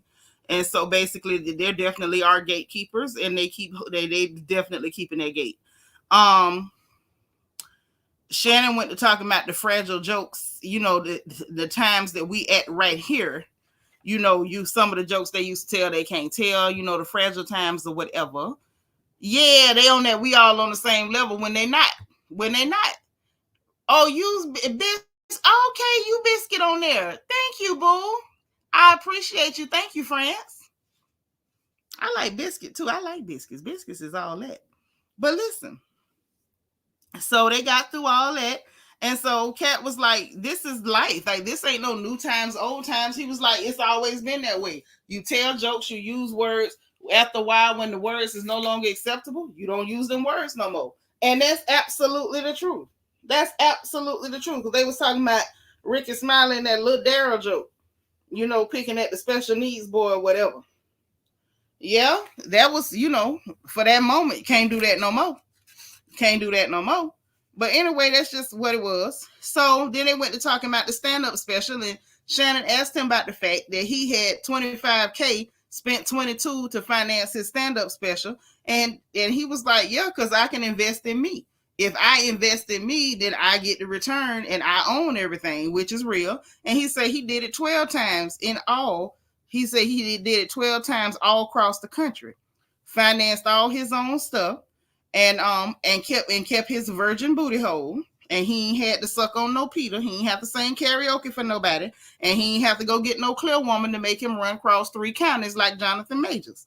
Okay? And so, poor Shannon was over there inconsolable. And he's like, yeah, I'm competitive. He just don't tolerate no faking from the losers or whatever. They went to talk about the Dave Chappelle situation at 1 hour 43 minutes and 20 seconds. Okay. He said that they were talking about the 50 million. And he was like, no, it wasn't like that. And so Shannon like, who turned down 50 million? Katt say, I done turned down 50 million 4 different times. He said, I said no to Diddy and I got the receipts. He said he kept his booty. I say not Diddy was trying to get Katt Williams' booty. Now that I believe. Now y'all ain't finna get me go in with no sex workers, but I believe Katt, because Katt been kept his booty from everybody. But he said he got receipts that Diddy was trying to get his booty. Now, but he kept his booty and he turned down the money. And he said Martin is homie, so Martin was going to take care of his health and stuff or whatever, and said that when I get back and I'm ready, we're gonna do something together, man. You my friend, I got you. So he was like, man, whatever you come up with, I'm down with you. He said when he got back, they went in there and he come showing him Big Mama's house too. He said it was gonna be like a cop buddy situation. He didn't know it was gonna be Big Mama house. Talking about Big Mama house too, and come telling him about putting on a dress. Talking about they wanted him to read this script from them clear people. So he did. Yeah, he said he liked the party. He had to tell him no and got the receipts and turned down the money. He wanted that bouquet. He wanted that boom shakalaka. And Katt Williams said you can't get the boom shakalaka or the shakalaka boom. Ain't none of that going on. Keep your coins, okay? Now I'm paraphrasing, but that's what the man said. Okay, I got the minute and the time. Now if y'all go to the interview at 1 hour 43 minutes and 20 seconds, y'all will hear exactly what the man said. Okay. He said about that dress. He was like, no, that ain't gonna work for me. I'm not putting on that dress. So he told him who to go get, and they went and got it. Okay. So anyway, Shannon was shook, but the party kept moving. Now at 1 hour 46 minutes and 6 seconds, it got sentimental. Sentimental. What you say, little brother? Say Katt said I almost died when Martin gave him that script and I was on the floor. Listen, gave him the script with Big Mama house too. You know that man wasn't putting on no dress. And they went talking about Prince, child. I say, oh, don't do this to me, because if I start crying, I can't take the notes right. Okay. And he said that was his friend. He was a unique person. He got all choked up. I thought Katt was finna cry, because I was finna cry. I'm like, don't you talk about Prince Rogers Nelson. Don't talk about him, because I believe they did something to him. Now, in my heart, I believe that they did something to him. They did something to y'all. Know I love the purple one. Y'all know I love him now, today. That is the only zombie that could stop by my house and I'll let him in. I love me some Prince. So I was, that's why I say this interview let me know that me and Katt, he ain't just my hero. Me and this man got a lot in common. We like the same type of people. Okay. So he was like, he first met him when he was 12. And apparently they developed a friendship after he got grown. And he was like, they got the same cars. Prince even bought that Prowler that was in Friday After Next. And he was like, they had a lot in common. They would talk about lyrics, women, and cars. And Prince helped him a lot with the business and knowing how to do stuff. That explains why Katt handled his business the way he did. Because if y'all know anything about Prince handled that business first and last. Prince didn't play no games. Prince didn't play about them clear people owning none of his stuff. And I believe that's why they killed him too. Because in the end, they didn't own it. And they've been wanting to get their hands on his stuff for the longest. I believe they did something to him. I can't prove it, but I'm telling you. Anybody who touched Prince, you will never know peace. Not one day in your life. You will never have any peace. Okay, if they did something to him. But I was like, oh my God, don't you make me cry. Don't make me cry. And Shannon Sharp, he redeemed himself a little bit with me because he loved Prince too. Y'all listen. You don't like Prince, don't tell me about it, because I ain't gonna like you no more. Okay. So he was like, he was lucky to know him. So then they got to the streaming stuff. And so that's when we find out from Katt Williams that he got an 8-figure relationship with Netflix. I say not an 8-figure relationship with Netflix. How you get an 8-figure relationship with Netflix? Good God Almighty, great Google mother. So he say that that them special less people. That's why he don't be arguing back and forth with them, because they ain't got no special. They ain't got no relationship like that. No 8-figure relationship. Because he talking about how many you plan on doing. He say, how many would you do? Hell, all of them. And so they was talking about, Shannon was like, oh, Earthquake guy had a 20-minute special, and he said it was good. And so Katt was like, no, it wasn't good. He was good. He would say, just because I said something derogatory about him don't mean I'm taking nothing from him. And so they went to talking about the fact that movies is the goal for every comedian, because he asked them about, did you ever want to do that when you started? He was like, that's the goal for every comedian. And went to laughing about the fact that Steve told that lie about, I wasn't trying to be no movie star. Yes, you were. Just ain't nobody want to see you, boy. So anyway, then he asked them about paying for Melba Moore's star on the Hall of Fame, because they make them pay a fee when they get it. Y'all know I reported it as soon as I heard about it. And he was like, basically, I did it because it's the right thing to do. I don't have no relationship with her. I don't know her like that. He just felt like she didn't get her just due. They didn't treat her right when she was in the business, and she still was able to get all them accolades and all them accomplishments. And he was like, so you don't want to give her flowers if she can't afford to pay for her own flowers. He said it don't work like that. So he did it just because it was the right thing. And shout out to him. He asked them about the Migos. Did you ever bail out the Migos? So Katt Williams was like, I don't think the Migos ever needed me. I've never known them not to be financially stable. He said they got QC and all them people and everything like that. He said, but if my help was ever needed, I would guarantee render my help. I don't have no problem doing that, but basically said if I help somebody, it's not so I can talk about it. I say, boy, that goddamn Katt Williams is a real one. If I ever see, that's a real Negro right there. Okay, so then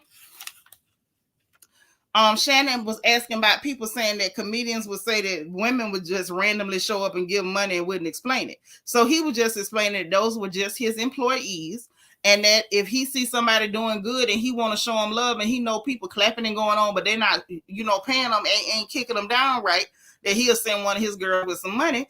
And so he was like, well, what's the random women? So Katt let it be known that except for a handful of jobs that, he might need men to do, he mainly only hires women because he prefer women around him, just like that. So he just send the money, no explanation, just because it's the right thing to do. He don't need no press. He don't need no convo about it. He done adopted 7 children. He says as a kid, he wanted to be God's best friend. That's what's up. He was talking about that he got everything he need. Basically said, don't worry about what they say on the net worth. He said he looked at the net worth one time and he had that much money on him at the minute. So, y'all know them net worths don't be right, but some of y'all don't. Some of y'all look at their net worth on Google and be swearing by it. That stuff don't be accurate, honey. They be telling y'all people who can't buy a cripple crab or crutches is millionaires, and y'all be believing it, but whatever. Anywho, he asked him would he ever get married or whatever, and he was like, he ain't got no type. Every woman is a one of one. He ain't against marriage. Nothing like that, but he was raising his children and he was doing all the stuff that mamas do, so he really didn't do that, but he not against it. He asked him about the gunman, running up on him, trying to rob him and stuff. He was like, ain't nobody try to rob me. He said it was some gunmen, but they wasn't after me, because he said at that time he was still broke. He wasn't making $5,000 in a year. So they clearly wasn't after him. That would have been the wrong time to run at him. So it wasn't even about him. So that was cleared up. He said he lived in the hood, but he was a comic. He wasn't never flexing. He wasn't no gangster. He ain't had no money. He ain't never pretend like he had it when he ain't had it. So then we get to the current one, the Dark Matter Tour. He said this Netflix special coming out in May. Now this one, I think it's going to start in Inglewood or based in Inglewood. I don't know how they doing it. Ain't my business. Maybe they going to film it there. Okay. Now let me see what y'all talking about in the chat, because I see my brother talking. What you say? B, Matthew, and Jay told y'all B was a billionaire in her own right, but nobody believes it because the net worth don't say it. Yeah, they live by that. They live by their net worth on Google, like Google know people business. When the people tell you what it is, believe them. But they sure didn't have no problem believing that clear girl. What's her name? Kylie? Is it Kylie? I think I'm saying her name right. One of them hookers, one of them prostitutes, them Kardashians, said she was a billionaire, then turn around, it wasn't even true. I doubt that it's close class. I truly believe she truly has $1 billion. I don't think it's a matter of being close. I think she's been there for quite a while. Kylie Jenner, that's the name. That's her. Thank y'all, because y'all know I'll butcher each her name in a minute. You'll be everybody but your name. Y'all did good. I ain't called her Cassie or Celestine. Y'all did good. I called her Kylie. I got it right. Right, Nene. She lied about her net worth. But when Beyonce people told y'all what she was worth, we can't believe that though. It's got to be a little bit less than that, because that'll make us feel better. But anyway, let me get off of that. So you say it's on Inglewood. Okay, but that's what a Dark Matter tour finna be, another one coming out.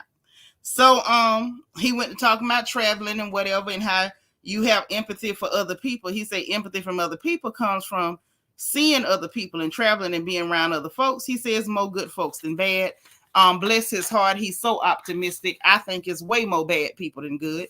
But that's just a matter of opinion. I ain't saying he wrong. I ain't saying I'm right. Maybe it's the glass half full, glass half empty stuff. I've seen way more slime balls than I have good people. I'm just telling the truth.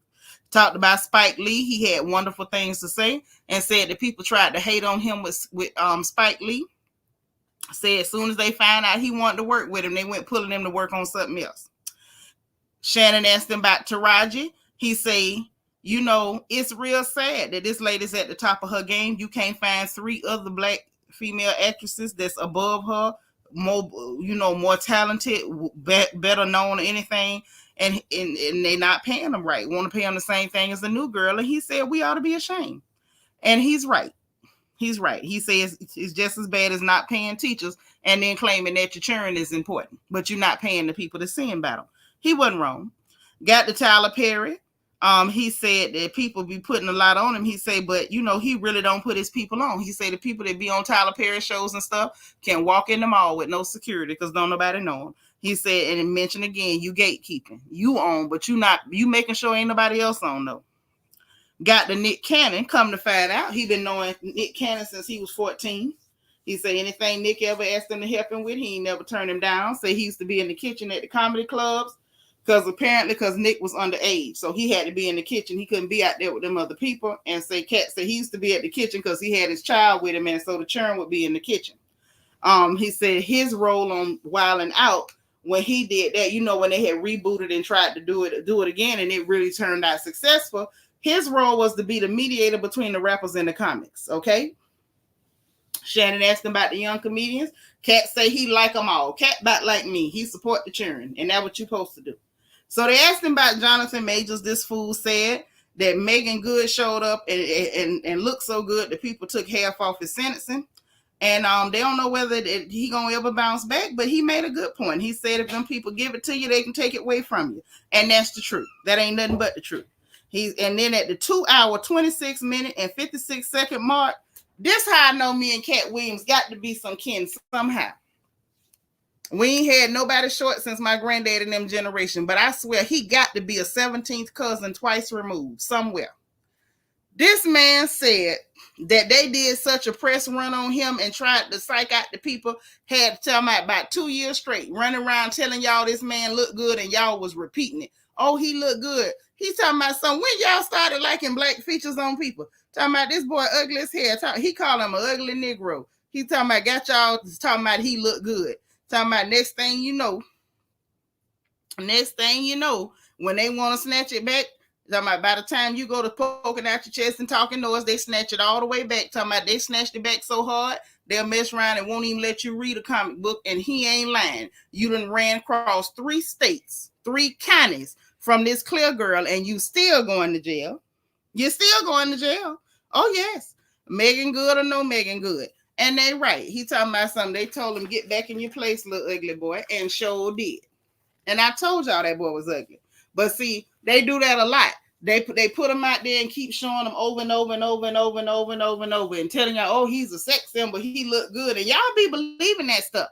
I tell y'all the truth because I don't fall for that. I think I got a glitch in my system. You can't brainwash nor program me. If you ugly, I see you. And can't nobody fool me. I told y'all from the gate, that man looked like his face is made of rocks and he washed it with sandpaper. I told you he got a face like tree bark. Classic Quilla, who you running that to? His body do not look good. His body look like it's made out of clay. He got muscles, but it ain't even defined. It's just globbed up there. Just sitting, just one piece sitting on top of the other. Ain't no definition in it or nothing. He looked nasty. He looked nasty. Them people done told y'all he looked good and y'all believed it. Y'all fell for the huckleberry. They got you.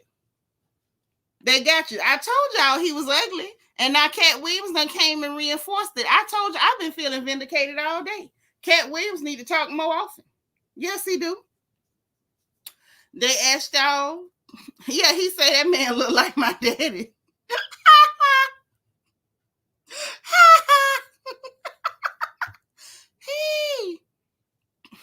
Josh Star say, as my mom would say, Jonathan Majors is easy to see and hard to look at, but his body is not nice. That looked like some old clay that's been sitting in the sun. That's a terrible looking man from head to toe.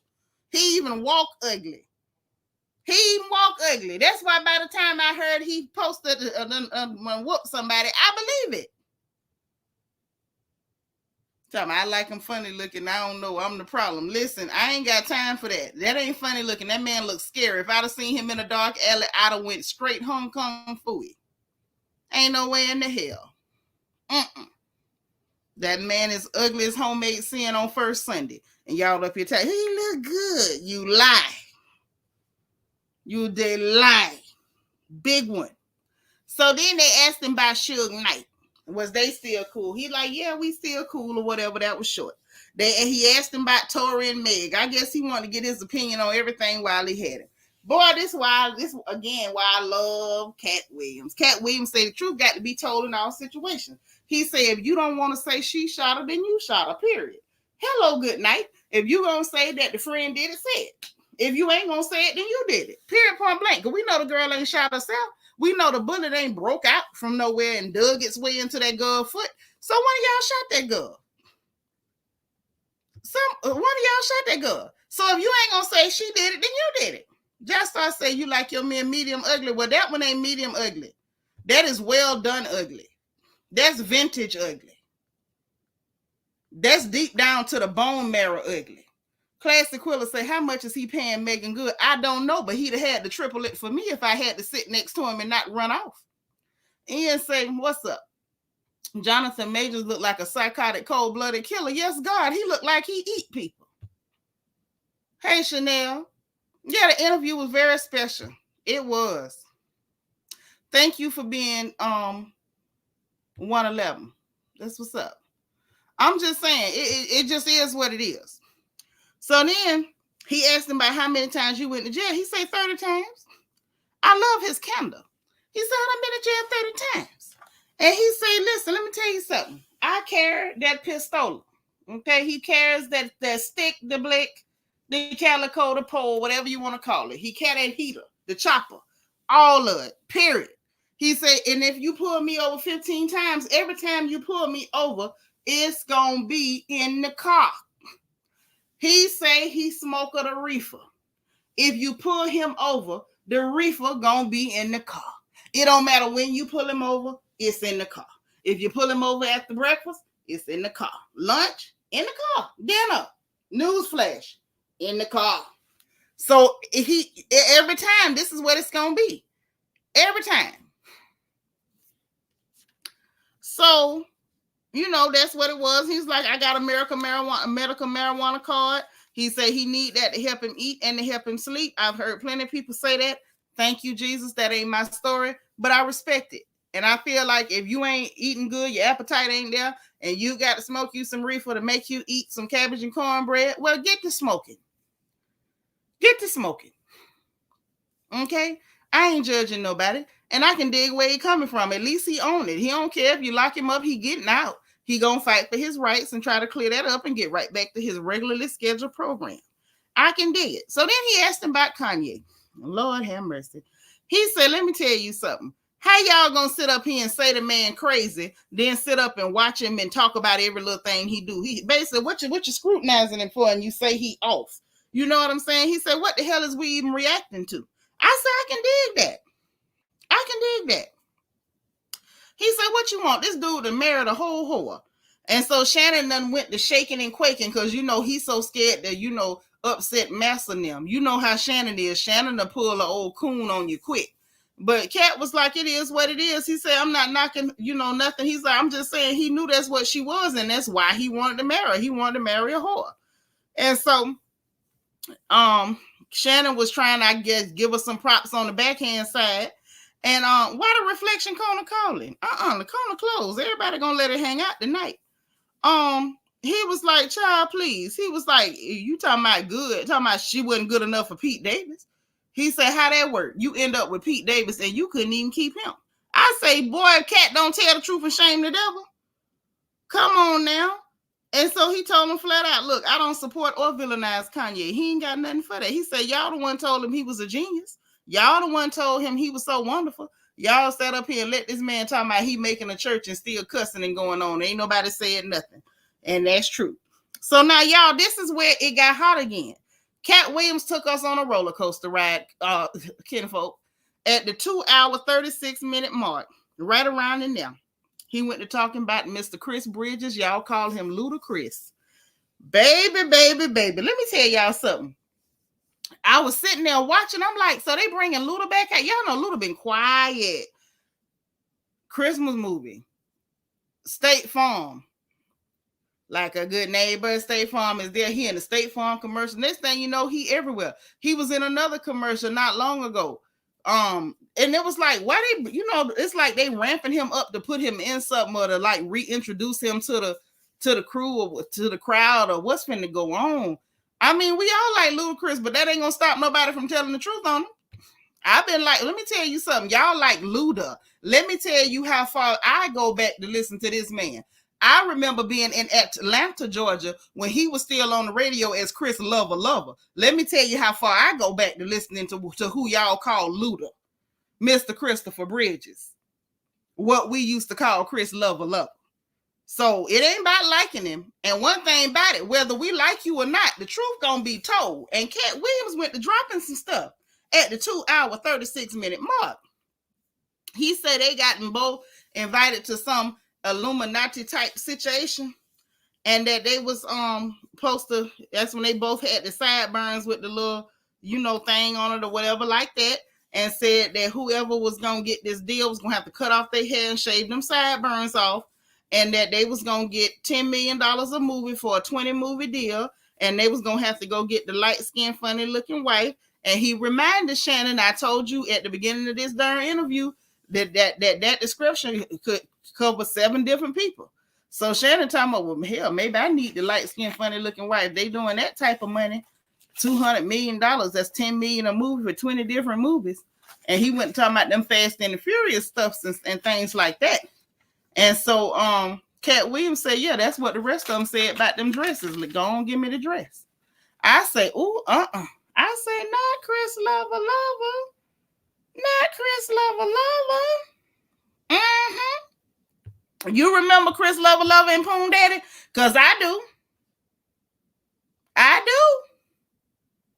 I say, well, so here we go. Yep, with the franchise on my days. Yep, here we go. I say, well. So he asked him what he thought about politics. He said, we at a spot where neither one is a good option. He's basically the Democrats and the Republicans is like asking you, do you want your ex or you want the ex before that ex? And he right, ain't no good options. Asked him about Zuckerberg and that $270 million bunker he building. And he talking about what he know that we don't know. He say, hell, North Korea, what don't you know? And basically said, you got all these dumb people in charge of nuclear weapons. That's what the hell he know. That's why he got it. And basically said, these people got that kind of money. They do what they want to do and tell the government about it later. They don't need permission. Facts. They asked him about Snoop. Has he ever smoked with him? He said yes. And he said he smoked more than Snoop. And he was the first person to employ somebody to roll his reefer, and said it's the lady what rolls the reefer, because he don't want no man licking on no blunts for him. Then they went to talking about the Kings of Comedy thing or whatever. He said he turned it down. I guess they tried to get him to come back to do maybe a sequel or Kings of Comedy 2. I believe that's what they were saying. And so he was like, why would you turn it down? He said, because they crapped on Bernie. So he real so about how they treated Bernie, and he said the hell with him. And I think that's why he got so much heat for them Negroes, and that's what it is. And he said the Kings of Comedy thing was originally Steve's tour. Okay. But it was just a problem because Bernie was just the baddest. Like, we got to call it what it is. So that's what I got. It was some little small talk after that, but I kind of left it where it was. You know what I'm saying? I'm going to go ahead and put the StreamYard in the chat in case somebody got some opinions, because I really want to hear them. I really ain't really down for no whole lot of reading, because y'all know I just got through writing my life away, taking all them notes, and I just went through it, reading all them notes back to y'all, so I ain't really in for no bunch of reading, but if y'all want to talk, then I'm going to pull you up, okay? So that's what that is. Overall, loved the interview. I'm going to give it a 35 out of 10. I'm going to give it a 35 out of 10. The tone was amazing. It was everything. Katt Williams came there, took charge, but it wasn't chaotic. He gave us so much stuff, the little information, the fact that he say Harvey Weinstein offered the same karaoke, the fact that Diddy was trying to get that boom shakalaka, all that there about Steve trying to steal the Ocean's 11 from Bernie and couldn't do it. The fact that, all this, I mean, he just dropped so many gems. Y'all know I done took all the notes. It's been a lot. No, he did not. Mr. James, don't you do that. He did not say that Snoop put nothing in his weed. All he said was he don't put nothing in his weed. So we don't know what Snoop do. He didn't say nothing about Snoop putting nothing in there. Far as we know, Snoop smoked AP too. We don't know that. He was just saying, he don't put nothing on his. He smoked pure reefer. Pure reefer. He don't smoke no bunk. He don't smoke no wet. He smoked pure AP reefer. Okay? But it was just like the way he did it was just straight up. The fact that he came into the interview turned up all the way on 10, that was everything for me. I enjoyed that. I liked that he got right to the point. Like, I'm here because they lying and I got to set the record straight. I love that he flamed Ricky Smiley. I love that he flamed the hell out of Steve Harvey because I ain't never liked him. I love that he threw that little bit in there. But these women can't get no husband because they around here acting like me. How you gonna get a man to act like one? And they acting like men looking for submissive husbands, and they not gonna find them, and that's real. But that's why you shouldn't listen to the likes of Steve Harvey. This man done had how many failed marriages, but you had people listening to him. Okay, no, ain't nothing wrong with that. But I got to clear it because I don't want nobody to walk away with the wrong info. I got to tell it just like it was said. I enjoyed every bit of it. I really did. I enjoyed every bit of it. Yeah, the fact that we found out Earthquake can't read, and I know Katt Williams say Earthquake is good. I think he might like Earthquake because Earthquake actually write his stuff. But to me, Earthquake ain't funny, and I stand by that. Earthquake ain't never so much as made me chuckle. And I say the same thing about Dave Chappelle. And I know people swear, oh, Dave Chappelle. I like him as a person. I like his social commentary. But Dave Chappelle ain't never made me chuckle in my life. Never. Okay? Hold on.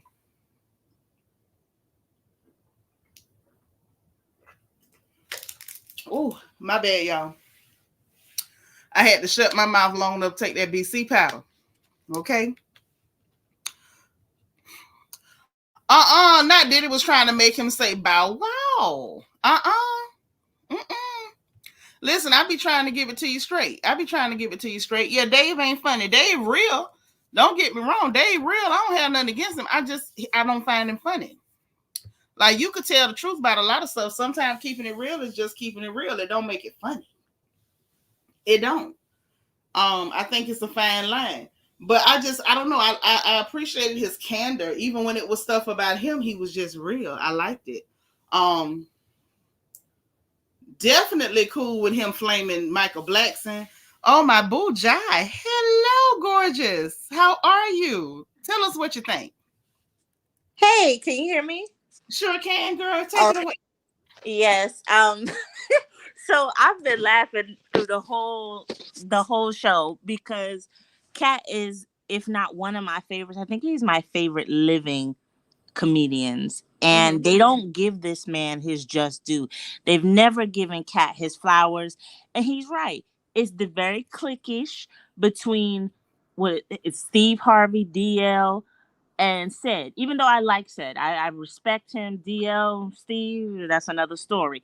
But Katt, he's from, his cronies are what? Lunel, another great comedian, and a few others. But he told the exact truth. That is the starter package. You go and you get yourself a funny light skinned wife.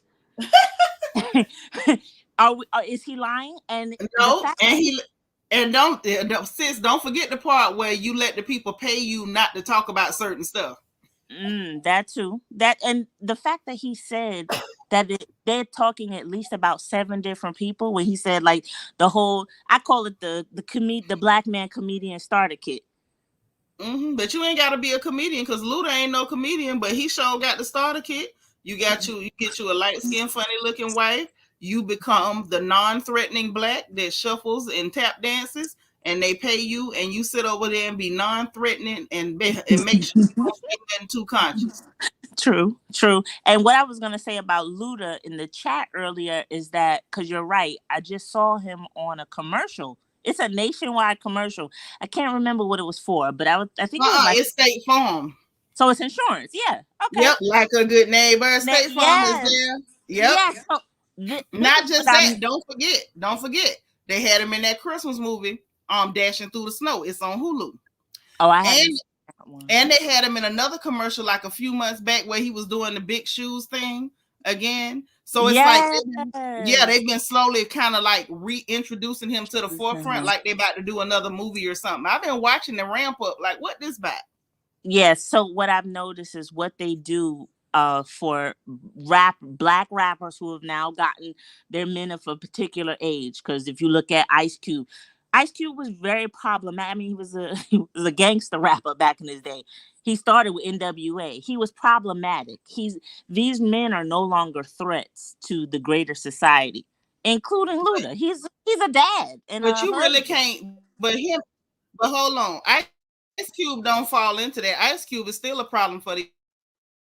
You think as much as he was when he Ice was Cube with is actually sitting up here telling black people to demand something for their vote, and had black people at the end of the day. Ice Cube, Mr. O'Shea Jackson, is still very much a threat to the establishment. See what they do for people like Luda who cross over and become non-threatening. They give you media packages. You don't see Ice Cube doing no like a good neighbor.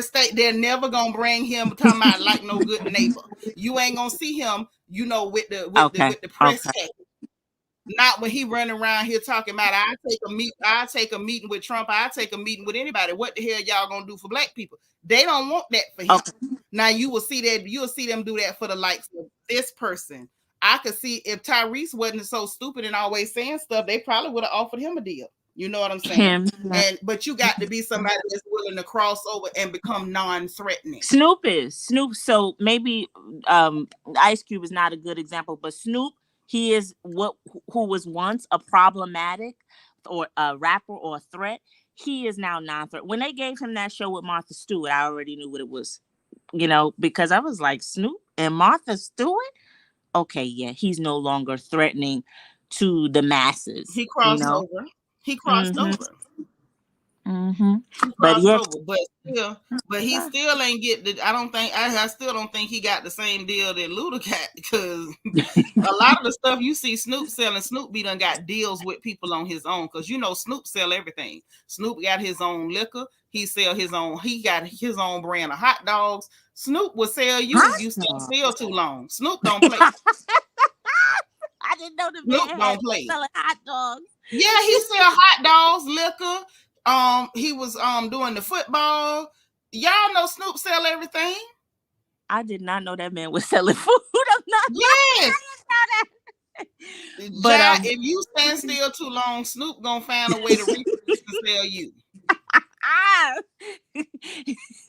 No, Snoop but is a businessman. Snoop ain't getting no package from him. Snoop selling everything. Them people say, you want to sell these? Say, yeah, I'll sell it. Watch this. What's my cut? Snoop don't play. Snoop is out here getting his coin. Well, I'm gonna check out the rest of the interview because I only got halfway through it. But I think if Shannon and within the other popular podcasts are smart, more and more of them will start having Katt Williams on. He's great. But they can't. But that's the problem, sis. They can't just have him on. Didn't you hear what Katt said at the beginning? He said, I don't sit down with everybody. This is true, but I You don't can't think just he get was. Cat. You can't just get Cat. Cat told him. He said, unless it's like a Larry King or somebody I would actually talk to in real life. Oh no, you can't just get Cat. Shannon Sharp chanced the fight because number one, Cat respects Shannon, and the fact that them dudes came on Shannon Sharp platform and told all them lies. Okay, so he was trying to set the record straight, because low key, I was surprised to see him on Club Shay Shay. First of all, I hate that name. Secondly, when he mentioned the whole stereotypical funny looking light skinned white thing, listen, we all know Shannon Sharp is a bootlicking, you know what. And Shannon Sharp, forget light skin. If you're not white, he don't want you as a woman. So yeah, but he still don't fall into what Katt was talking about. Katt was talking about a specific demographic. Shannon Sharp is just an ignorant dude that learned how to carry a football and can barely formulate a sentence. okay, because we on the same page with that. Because that And was we like know the typical athlete that fall in the Shannon Sharp demographic. Most of them go get them a blondie. true. Most of them go get them a pet clear person. So no shot there. I was so surprised to see him, and he said he respects Shannon Sharp. I was like, for what? I respect what he did on that football field. Now I ain't finna sit up here and play no games. I mean, straight up. Like at the end of the day, we have to learn how to compartmentalize when it comes to the game. If you don't respect them, either you don't watch football or you might be special needs or something. But the man was something serious on that field, and ain't no taking nothing away from him. And I can't get excited about you going to get a pet clear person, because that's what a lot of them boys on the field do. Go get a pet clear person. I don't expect him to be a great intellectual. I mean, like your claim to fame was that ball running and hitting people like that, and you was good at it too. Running people. Yes. Yeah. But I want to see Shannon sweat, because whenever Katt starts to tell the too much truth, which is if you sit down with it for any length of time, he will, and he's intelligent. He's gonna make the average Joe sweat, or it's gonna go completely over their heads, and that's why they try so. Like, they always trying to mess with Katt. At least back in the day, those string of arrests that he was, like he said, he has no convictions, but he's been arrested, been to jail many times. He said 30 times, 30. But you know what you heard him say they was targeting him. He said, but it don't matter if you pull me over 15 times. Every time I'm gonna have it in the car. So if you looking for it, it's there. It's gonna be there. Yeah, but I mean, I like people like that. Katt Williams is always consistent, but you heard what Katt said too. The reason they don't like him is because he stayed clean. Let me tell you something about when you clean and other people is dirty. Them dirty people hate you because you clean. Because when you real clean, it make their dirt show up. Well, he know all their business. He know all the secrets. Hey, baby brother. He does. And I personally think because he knows the real tea on what happened to Bernie, nobody can tell me they didn't. You know what, that man? Nobody can convince me that they didn't do anything to Bernie, because his death was just it's very murky. Is all I'll say.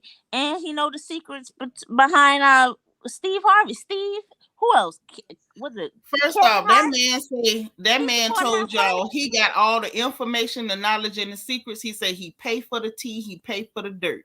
So he got all the secrets. It ain't about one or two secrets. He got all the secrets, and he the person that's sober at the parties. He the person that ain't finna bend over and spread them. He ain't giving up that boom shakalaka. I believe it, and that's why they try. And that's why they don't like him. I know firsthand. Let me tell you something, baby. I have a sister that's a whole junkie. You didn't know that, did you? Mm-mm. Yeah, I had a sister that was snorting powder, popping pills, smoking, and everything, honey. She's a whole junkie, a whole burnout. And one of the things other than colorism that pushed me and my sister apart, the other thing that helped push us apart even further was the fact that she was so dirty that me not being dirty, it made her feel bad. It made her feel like I was trying to make her look bad. It made her feel subconscious. When somebody dirty, they don't hate nothing worse than somebody standing next to them that's squeaky clean. Now I'm just telling you from experience, been there, done that. I believe it.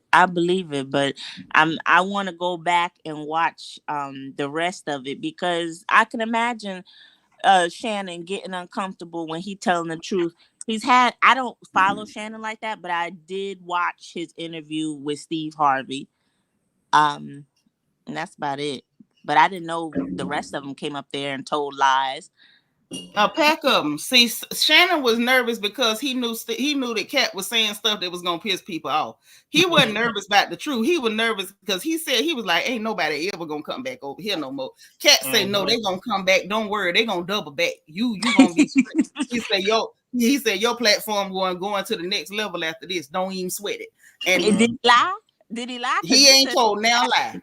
It was over 2 million that you said at the 2 beginning? million, it ain't even been 24 hours. Wow. Ain't even 24. Yeah. It was He's 1 gonna million. have him back. It was 1 million before it even hit 8 hours. Yep, that's what I said. Right at 8 hours, it was at $1 million or over $1 million. And then we got on here. Oh, there you go. And we got on here. Somebody said it was at 2 million. Katt done took this Negro to the moon. To the next level. As soon as I seen it, I said, "This nigga about to break the internet." Yep. Okay. So that means he's officially put Club Shay Shay on the map. On the goddamn not on the map, sis. He put him on the moon. Katt got to change his name to NASA. Katt is NASA. So if Shannon is sharp, he'll have him back, and he'll be a treat. Every year we'll get an annual Katt special every 6 months. But it don't work like that with Katt. Katt is not somebody that need nobody. You can't get him back. That's lightning in a bottle. If you get it once, what he better do is say, "This the anniversary, so I'm gonna play the interview again or something." Because ain't no such a thing as I'm gonna have him back. No. You can have Michael Blackson. You can have, you know what I'm saying? You can have Ricky Smiley. You can't have Katt Williams. Hell no. You better be glad that Negro talked to you at all. See, this is the thing. You know, I love comedy. Mm-hmm. Michael Blackson sitting up here talking about Katt done went after the top people in the comedy game right now. So they could respond and make him relevant. Nigga, you could never make Katt relevant. Never. Hold on one second. Jai, you was about to go, baby? No. I was just checking. It said something was in the chat. Oh, okay. Go ahead, bro. You could never make him You could never make him relevant. Imagine that. Yeah, imagine that. And then he came out with a top 10 list. I'm talking about Black Michael. Came out with a top 10 list, and he said this was number 10. I say, Negro, please. We didn't. Let me tell you something. Negro, please. Bro. You ain't even the top 10 comedians in Africa. At all. Because let me tell you, it's some cats in Africa right now. When I say they lit, they'll have you screaming, and he is not one of them. Now, I didn't get to see the list. Can you Google it and read it for me real quick? Because I got to hear this list. Wait a minute. I'm just getting out the shower. I'm in here bucky naked. Let me see. Let me get on Instagram. Is this a list of African comedians? No, it's a list of American comedians. These just a list of comedians. I need the list. And he actually said that with a straight Yes, he did. He wrote the list out. Wait a minute. Let me see if I can find wait a minute. I commented on it and I said, Negro, no please. He need to put some clothes on to get this list. Don't slow him down. Go get this list. Because I need to hear this list. I said, Negro, please. Hello? You? Listen. Michael Blackson? Michael Blackson? Yeah. He wouldn't even come up in my top 20. The audacity. He ain't in the top 100. The hell? He wouldn't even be on my list. At all. Michael. Let's see. Was it the Jasmine brand who had it? Let me see. I forgot because I'm. How can I see? I commented on it, so I'll be able to find it. Right? You should. Where's Geneva? I need help. Let me see. You reckon this time of night she sleep? Comments. Okay, I can find it. I found it. You found it. Read me that list. I need it. So he wrote. Katt Williams is a very smart midget nigga. He taking shots at the top 10 comedians alive today so we can all respond and make him relevant again. I can't believe this lying dehydrated leprechaun said He told me to build a school, left my ass off. I only built a free school so that kids can whip your ass for free motorcycle. And he said Katt Williams is definitely top 10 comedians of all time and top 5 alive, but we all have to agree he's not the Katt of 2005. What? But let me tell you today, he may not be the Katt of 2005, but what you can't take away is that Katt Williams, unlike, and I love said, unlike Cedric the Entertainer, unlike Steve Harvey, unlike the people that he named, Katt Williams, it was a time when Katt Williams had his neck on the comedy game and couldn't nobody fuck with him. He was actually the king of comedy. Y'all watered it down making the tour and putting Steve Harvey and D.L. Hughley. Oh my God. Y'all watered it down with that, but Katt Williams is the actual king of comedy. For sure. He said the top 10 black comedians alive. He wrote Eddie Murphy, number 1. Number 2 is Chris Rock. 3, Dave Chappelle. 4, Katt Williams. 5, Martin. 6, Kevin Hart. 7, Mike Epps. 8, Cedric. 9, Earthquake. And guess who is 10? You beach mother suckers. And he was saying it was him. I said, Negro, please. Wait, what? Now, let me Earthquake on the list? Hold on. So that's his top 10. First of all, hold on, let me say this real quick. If Katt Williams is not the same Katt Williams from 2005, what does that make Eddie Murphy? Hello, good night. When Eddie ain't been lit since Delirious and Raw. So what the hell is we even talking about? Eddie's now bona fide actor. He's. But I mean, it ain't even about whether he an actor or not. I'm just saying, if he gonna bring up, like the boy said, if you gonna bring up and say the Katt ain't the Katt from 05, Eddie ain't been lit since he had on them tights. Eddie ain't talking about he was finna marry Fufu, the girl button on a zebra. Eddie ain't the Eddie since 88. If Katt ain't the Katt since 05. Since he had that Duke perm. He ain't been the same Eddie since he had that Duke perm and he was in Boomerang with what was the with Eartha Kitt. David Allegria. Eartha Kitt. Marcus. Yes, Marcus. Since he played Marcus. So now all of the darn sudden you want to bring up he ain't the same Katt Williams in 2005. Now this is my problem with your list. But you can't take it away though. It don't matter, bitch. You wasn't Katt in 2005. He ain't in the top 1,000. He ain't in the top 1,000. I'm gonna go out on a limb and say Michael Blackson ain't as funny as me. If I mess around and drink 2 daiquiris, get lit, I'll make Michael Blackson burn his green card, and that's on every goddamn thing. And you know I ain't lying, bro. I'll make him burn his green card and swim back across there. Not burn his green card, jeez. Yeah. But I gotta check out the rest of that interview. He don't need them to be relevant. He don't need them to be relevant. But bro, this is my problem with it. How you gonna talk about the top 10 comedians? You ain't mentioned Red Fox. You ain't met Richard Pryor. He said alive though. I'm just saying, but what you talking about? Like, even if you go with live, he left out people that stomped all over him. People that how did he even end up in the top 100? Talking about the top 10. I haven't seen Michael Blackson in anything, honestly. No. I haven't seen Michael Blackson in anything since Next Friday. Yep, not since he was in there chewing on that CD. Since he had chewed on that CD, we ain't seen him since. And nothing. I'm gonna go ahead out, guys. Have a good evening. Good night. Okay, it's after 1 over here. Have a good night. You too, gorgeous. But on the real, and thank you for kicking it with us. But on the real though, how you gonna sit up here and be talking and making this type of noise? Like, sir, you can't. When comedians start talking, I need him to hush. I need him to hush because at the end of the day, Katt said the entertainer don't write his own jokes, but of a truth, said present them way funnier than Michael Blackson. And another thing too is like the truth don't need defending. Katt said what he said. Katt said what he said, baby, and Twitter defended him. Twitter is bringing the receipts and showing the receipts. Thank you. And I don't look. Everybody, what people love to do is say somebody is hating. They hating. If y'all went and said some lies about me and what I did, and anything that had to do with me.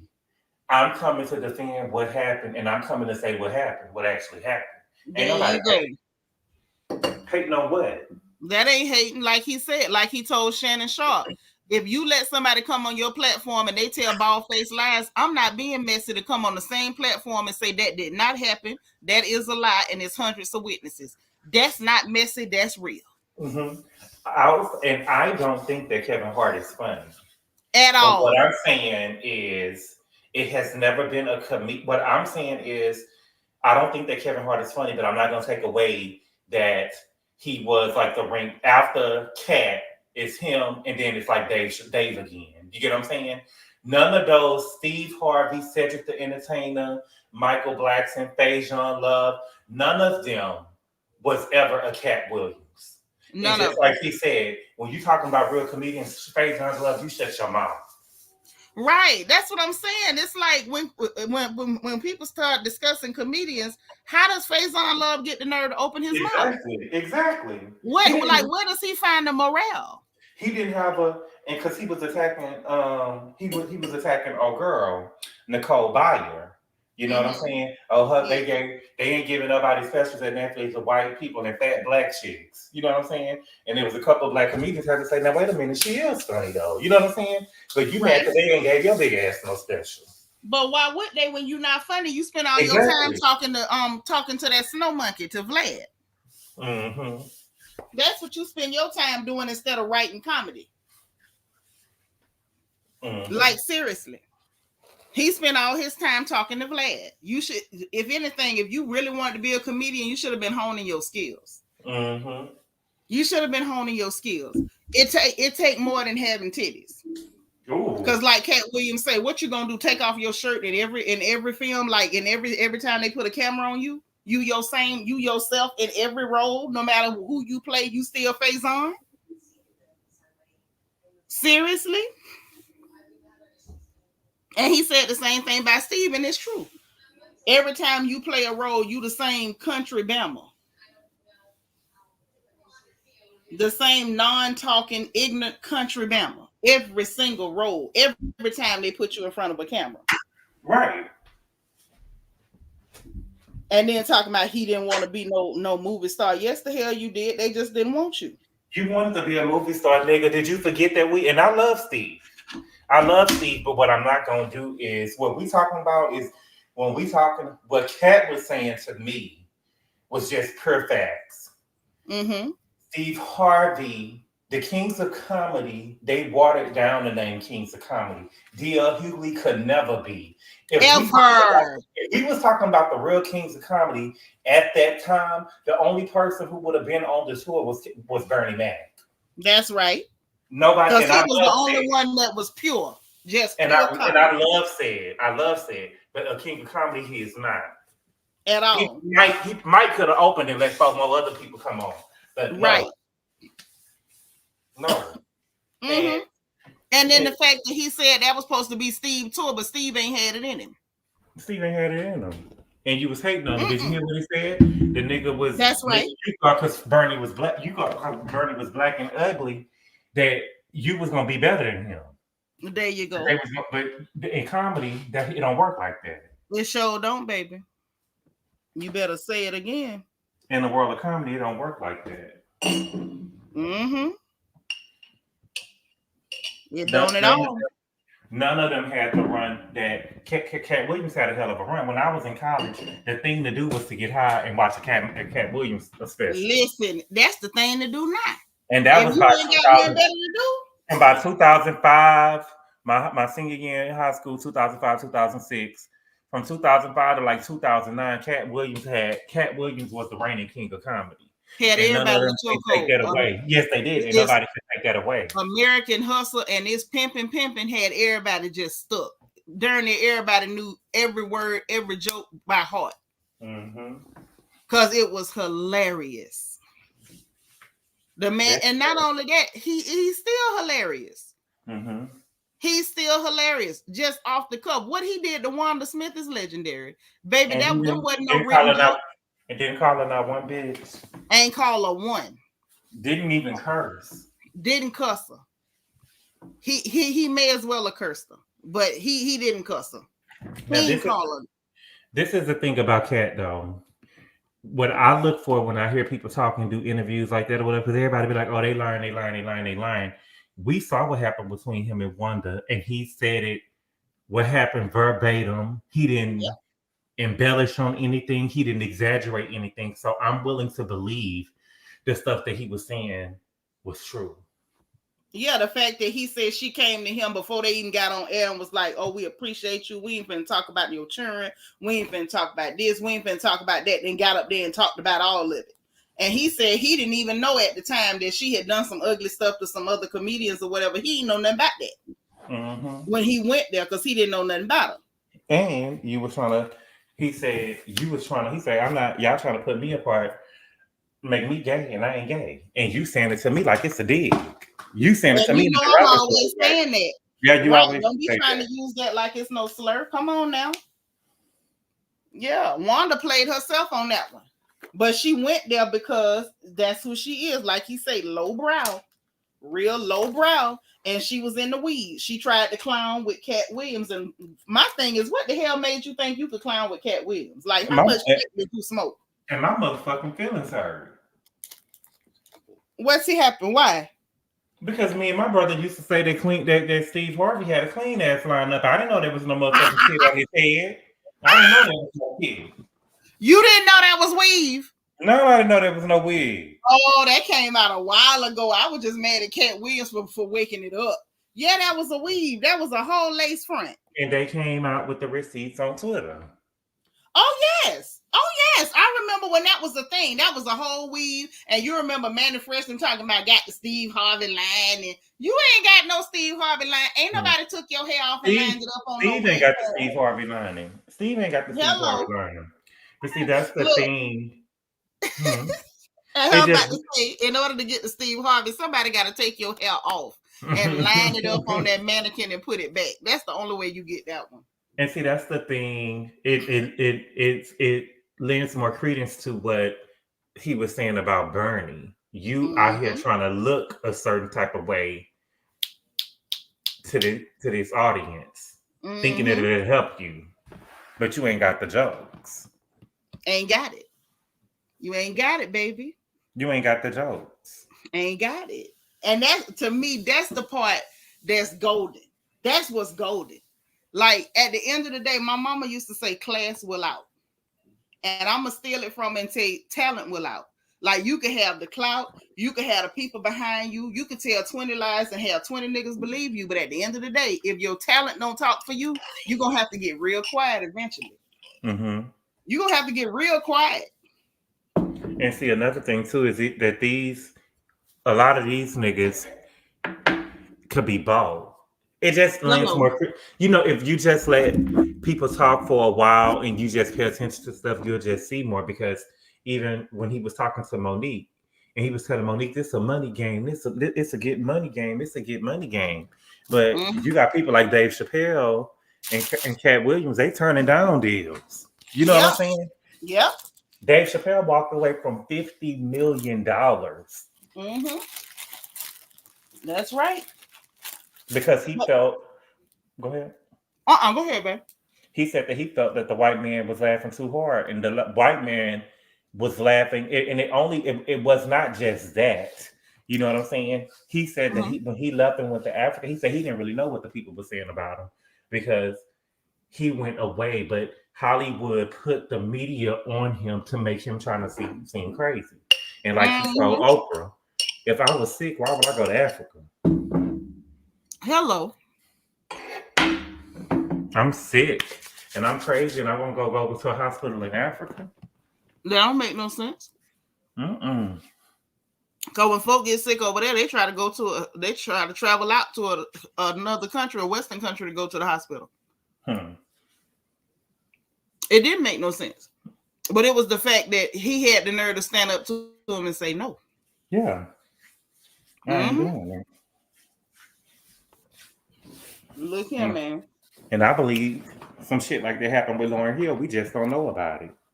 Yeah, they might have Lauren though. I think they got her. Yeah, what happens is You do something your way and you make it. So what they didn't want to do was make another Oprah, right? Oprah took Uh-huh. less pay so she could own the rights to Oprah, right? Mm-hmm. He took less pay when he did the Dave Chappelle show so he can do what he wanted to do and own Mm-hmm. it. You know what I'm saying? Now they're trying to give him $50 million with all these conditions and shit. Y'all didn't have these conditions when I first did it. You know what I'm saying? Mm-hmm. If I can't do it the way I want to do it, I don't want to do it no more. Lauren Hill said y'all didn't, the record company didn't want to do shit when she did the Miss Education. They didn't really believe in it. Mm-hmm. Now I done broke the records for the most Grammys and won album of the year. Now y'all got all this input on it. Well, I don't want to make another motherfucking CD then. Fuck it. Mm-hmm. And it actually makes sense when you think about it. So it's like, okay, you take less so you can have control. They didn't, they apparently didn't see it as a real threat.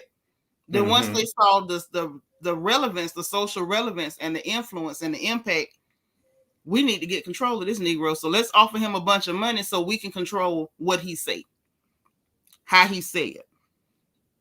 Like Katt say, some of them will take money just so they won't talk about certain things. So they'll avoid certain topics. Everybody ain't gonna do that. Everybody don't want to be owned. I want to say what I want to say. Oh yeah. I'm absolutely gonna say what I want to say. If I can't say it like I want to say it, I'd rather not talk. Simple as that. Because it'll hurt me not to be able to say it. Oh my God. Because you imagine that. Knowing somebody sitting around somewhere looking at you talking, knowing that you acting like you free, but they know they got basically got their thumb on your back. Oh hell no. My pride wouldn't let that happen. I couldn't do it. Imagine that now. I can't. Because you know I like to talk that good old black talk any given day of the week. Imagine that. Somebody say, look, Nitra, I'm going to cut you a check, but you're going to stop all that black talk around here.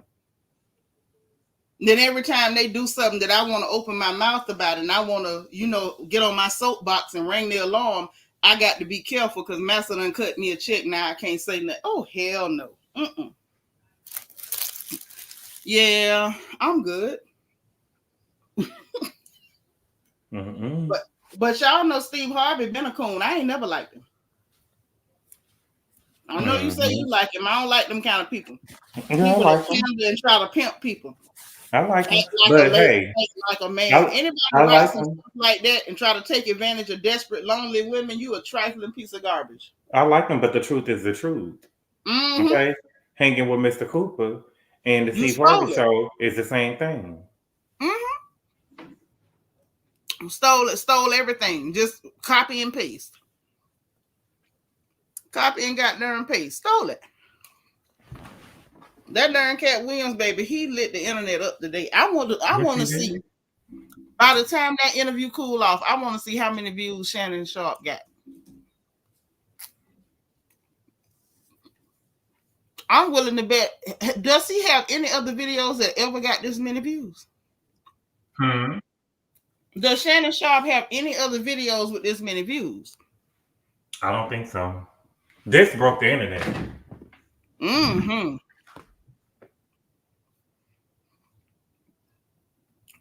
This is insane. This is insane.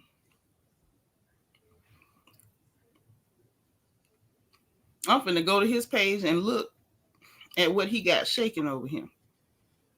Hell, he ain't got but 1.6 million subscribers. You mean to tell me this Negro got more views than he got subscribers? Baby, that's what we call my breaking the internet. You ain't never lied.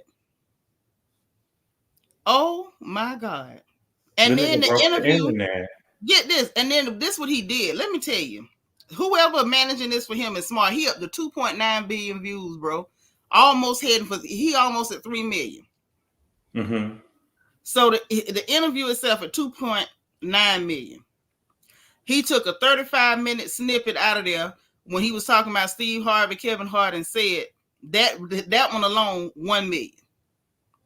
He took another 28-minute, 50-second snippet out talking about Cedric the Entertainer and Steve Harvey. That one got 58,000. Took a 21-minute snippet talking about Ricky Smiley and the Money Mike controversy, 30,000. The one on Kevin Hart, 198,000, 6 hours ago. The one on just on Steve Harvey, 9 minutes, 22,000. Martin Lawrence in the Big Mama's house too with the dress situation, 51,000. Man, look, this well over 3 million views at this point. Well over. And I'm looking at his other stuff. He did good. 115,000, 54,000. I think the biggest I see was he was at 396,000 with the whole Tyson Fury, John Jones, Deontay Wilder video. The one with Kobe Bryant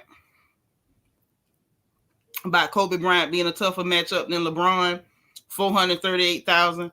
So he done went up there, but he ain't never did no million views on nothing. Oh no. One on James Harden, 770,000. He tried, but he ain't did no million. No. Man, Katt Williams, aka NASA. 2.9 million. I see it. 2.9 million. Moon. To the moon. Nigga got shook. The moon. Man, come on. That nigga say Martin. I almost died. That nigga say I almost died when Martin gave me that script. Talking about putting on a dress. That's how it be when somebody your friend and you done told him, look, I got your back. I'm going in with you. Whatever you do, I will do. And he talking about a darn dress.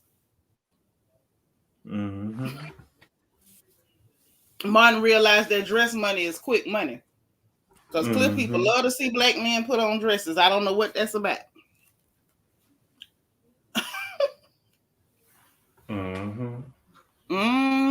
Tammy Carter say Katt Williams started off 2024 with a bang. He said it's up 2024. He said it's time to do some revelations. And his special gonna be out in May. His special on Netflix gonna be out in May. And I'm gonna be watching it.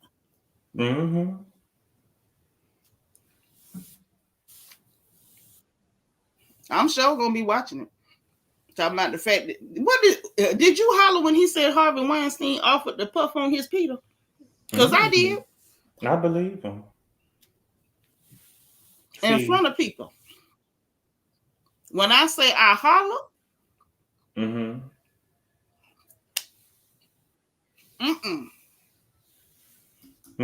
because you know Terry, the man grabbed on Terry Crews over there. Yep. The man grabbed on Terry Crews over there. For it. And then when they're talking about Diddy was trying to get the boom shakalaka. He had to turn down money because it was some funny business involved. He said Diddy likes the party, and you got to tell him no. You got to tell him no. I'm gonna say this. I believe that. I believe that. Now, do I believe sex workers doubling back to get an extra tip? No. Katt Williams, this tracks with what we've been hearing. This right here.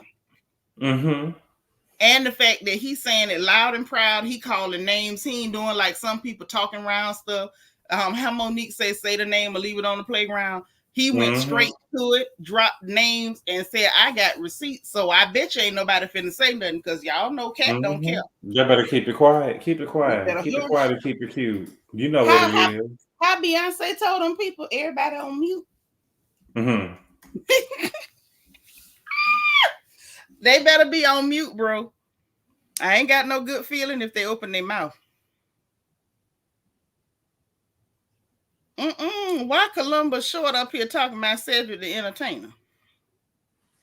What is going on? He done told Katt broke the internet. Yes, he did. I knew it when I seen it this morning. I said, he this nigga about to break the internet. I knew it. The whole interview wasn't even out yet. I just seen the picture with him and him and Shannon. I said, oh, he about to break the internet. He about to break the internet.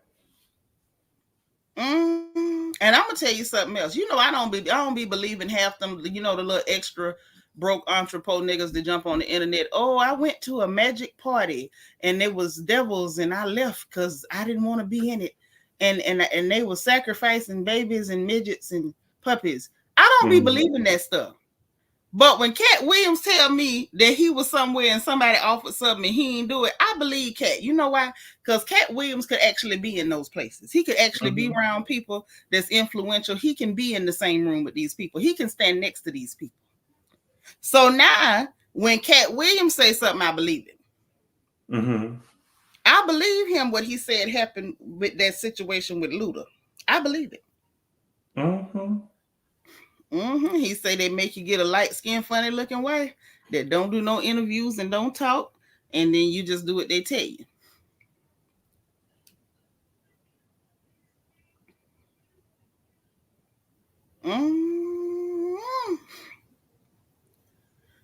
Yeah, that thing with Diddy was funny. He said you gotta tell him no. You gotta tell him no. You gotta tell him no. But people be saying yes, and then they come back later and force them. And he wasn't laughing either. He meant that. He was dead serious. You gotta tell that nigga no. Cause he likes a party. Nigga just hit 3 million. But that nigga tripped me out when he said, nigga, I looked at my network, baby, and I had that on me. Yeah. I was glad he said it. Because you know, people live by that net worth on Google, child. They really believe in that.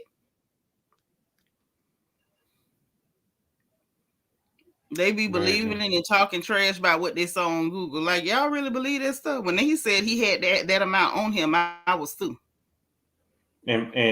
And look, the nigga he ain't waste no time. He ain't waste no time.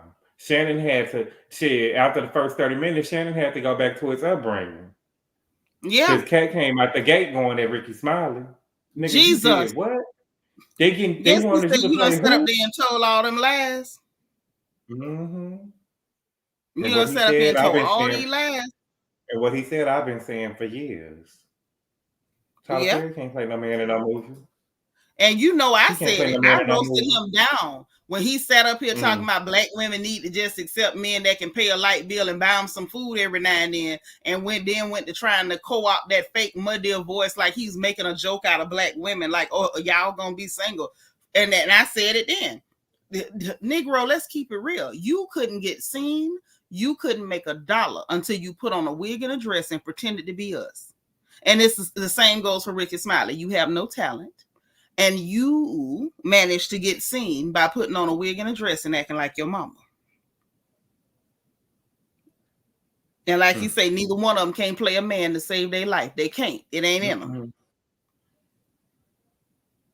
It ain't in them. He was the worst. He was the worst. He was horrible on Why Did I Get Married? He really was.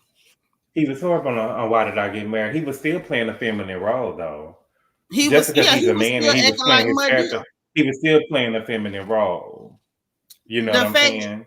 Let me say this. The girl was the man in the relationship, and she was the one cheating. And he's telling her this is a 22nd day of loneliness. And bitch. That's all he got. That's all he got. You ain't never noticed every time you see Tyler Perry, he got his lips pursed like muddy. Lips always pulled into a purse, just like he about to blow a kiss at somebody all the time. Who the hell is you kissing at? I don't trust men that do that. What is you doing that for? Jonathan Major's big ugly tail always got his lips pursed like he about to pucker up and do the duck lips at somebody. And he got a lot of nerve with that face. And I was so glad Katt Williams told the truth about that. They went on a whole press tour, a psyop, trying to see if they could hoodwink people into saying that man looked good. And it was working too. It was people he fine. I'm like, y'all some liars. From the pits of hell. Y'all know good and well that man looked like something out your nightmare. or something that fell out your backside after you ate chili. That's a terrible looking man. And just like they gave it to him, they snatched it all back. Had him running track. Oh, yes. Baby, he said a white woman that turn on your monkey ass is 2 fucking weekends. Can take everything from you. Ruin your life. He wasn't lying, though. He wasn't lying. Look at Jonathan Major. That boy ran across 3 counties. Didn't stop either. Good cardio. And that girl was on his heels. She was in shape, too. Make me think she was a cyborg or something. I don't know too many women that can keep up with a man. He was going at a good speed, too. He went across 3 counties. Coretta was running them down, wasn't she? Wasn't her? Coretta was running them nigga down, baby. You see, that's why he wanted Coretta, because the real Coretta would have sat there with her cute suit and her pillbox hat and held her babies. This heifer here trying to be Usain Bolt. He took off and she struck out behind him. She chased him like he had stole her purse. I said, what in the hell? When I saw that video, that was the funniest thing I've seen in a long time. Because I was trying to see when he was going to stop running. It was like every time it was another camera and another angle, and he was still running top speed. He never slowed down. He cut cross traffic, and so did she. Could you imagine if that was a black woman? Could you imagine if it was a black woman that was chasing him down? Baby, he'd have got off. He'd have went home. The Negroes would have thrown him a ticker tape parade. They'd have swore up and down, see, it's the angry, problematic black woman, and he was in the right, and he did nothing wrong, and she's so terrible. And they'd have been talking about cancel her. Like they did poor little Super Scent, because she said that man tried to reach to snatch glasses off her face, and to her, that's the same as hitting. They done flipped that thing. See, she the one, she the problem. She problematic. No, you reach and snatch something off my face, I'm going to bite a hole in your ear like I'm Mike Tyson. Let's be clear. If you a black woman, you got to be exemplary. You got to sit on your hands, even if they snatch something off your face, if they snatch money out your hand, if they push you out of car, you better sit there and act like a Sunday school teacher.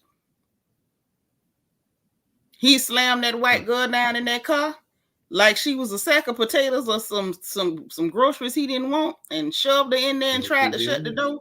She jumped out that car. He had to snatch his arm from her. He took off and she ran behind him. If a sister did that, somebody would have called the law.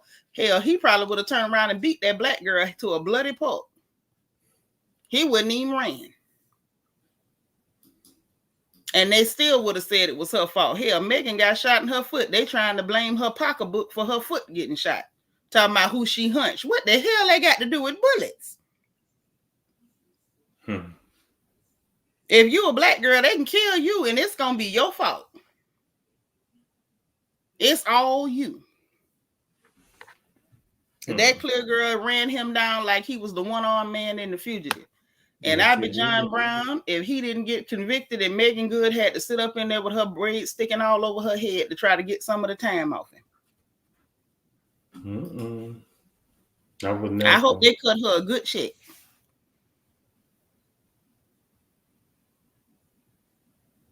Well, I mean, I really do. I hope that. Really and truly. Shannon gonna have to send Katt some flowers tomorrow. He better send him some flowers, some Godiva chocolates, some Johnson foot soak, and a bottle of that good cognac they were sipping. Bro, where can I get some of that cognac? Do he sell that somewhere where I can get it? Oh, I don't know where he said. I know it's his, but I don't know where he sell it. I need somebody to find it. I want some of that. They was up there talking about it so good. I'm gonna look at his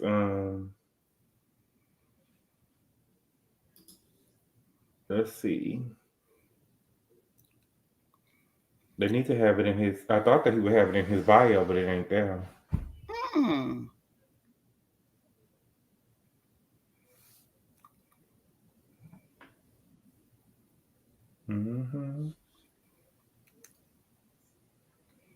Yeah, I don't see it in the bio. Oh no. They were talking about how good it was, and Paige say he sell it online. I want some of that cognac.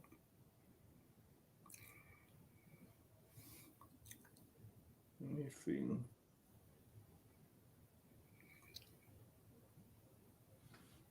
Let me see if I can go to his Instagram and find it.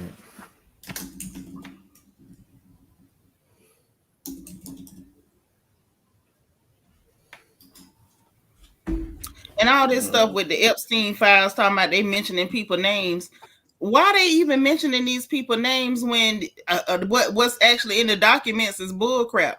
Talking about you met Michael Jackson, where you met him at Epstein house. Did you ever give him a massage? I didn't. So why you even mentioning it? You ain't give him no massage. What is you talking about? Then did you ever massage Trump? No. So what's the point? Why are we asking? And why y'all even mentioning the name? Like y'all talking about, they were saying names like they was finna give us some real dirt. Page say it's called Laportier. What this him? About Naomi. What did it say? You said what? Trying to see what they're saying about. Is this Naomi Campbell they mentioning? I believe it was around the same time that Naomi Campbell had a birthday party. Okay, but you're not saying this lady did nothing. So just the fact that her name was mentioned, what are y'all even talking about? I'm so tired of these people. I hate people that don't get gossip right. You know I love gossip, but get it right. Talking about their name was mentioned. So somebody name dropping, but they ain't say they did nothing with none of them. You ain't giving us nothing.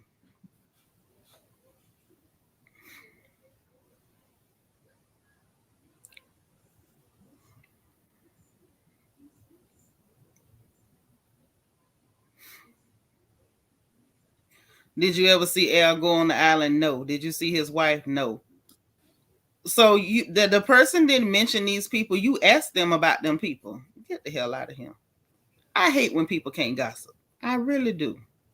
Mm-hmm. Well, girls, I gotta get my ass in this bed. Child, I'm gonna let everybody go to bed. We done been through it tonight, child. Katt, I say I'm gonna let everybody go to bed. We done all been through it tonight. Katt Williams done took us down through there, down, round, and through there is what he did. Okay, so I'm gonna let everybody go to bed. You got what's the name of the stuff that they was drinking? Laportier. Leportier.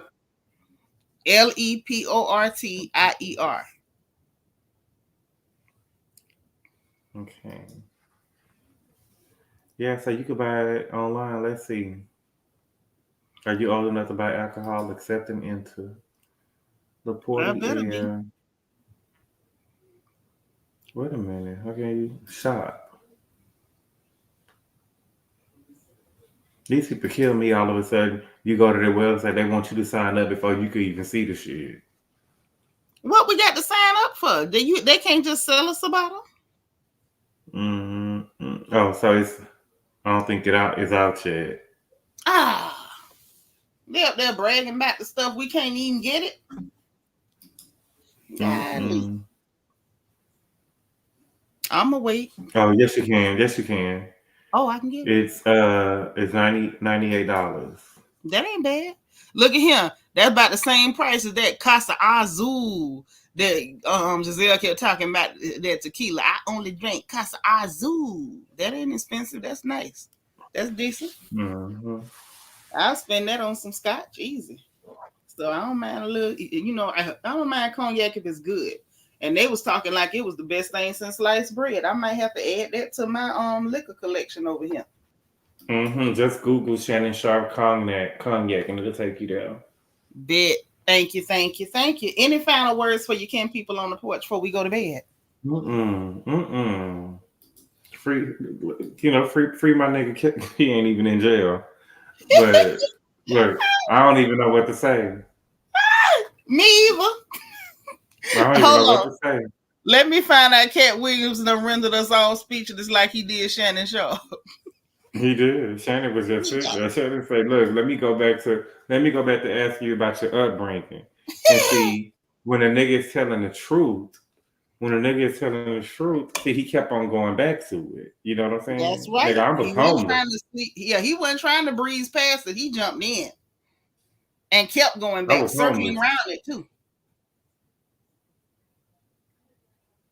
He was circling around it too. He wasn't playing. Every time he had to give him some more info on Friday after next, he said, and that's why I can't let him get away with lying.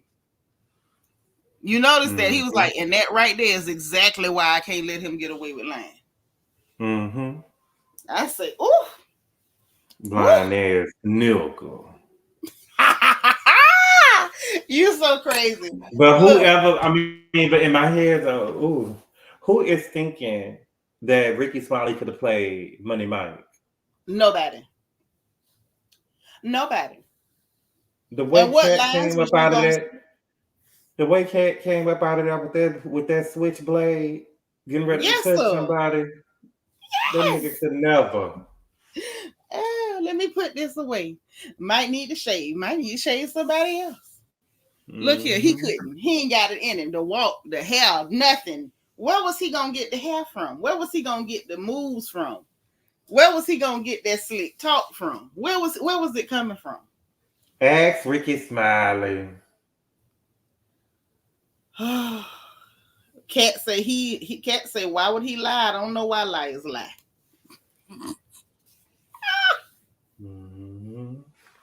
I can't see him as no pimp. But listen, let me get up out of here because you know me and you, if we on the phone, we'll mess around and forget we not on the phone and be on here another 3 hours. We finna let these people go to bed. You see, that's what got Dr. Jackie caught up. But yeah, she went to talking how she really talked. She forgot where she was. Paige, thank you for the super chat. Yes, LaPortier Cognac. I appreciate it. Listen, bro, get you some Paige. I am. I'm tired in the bed.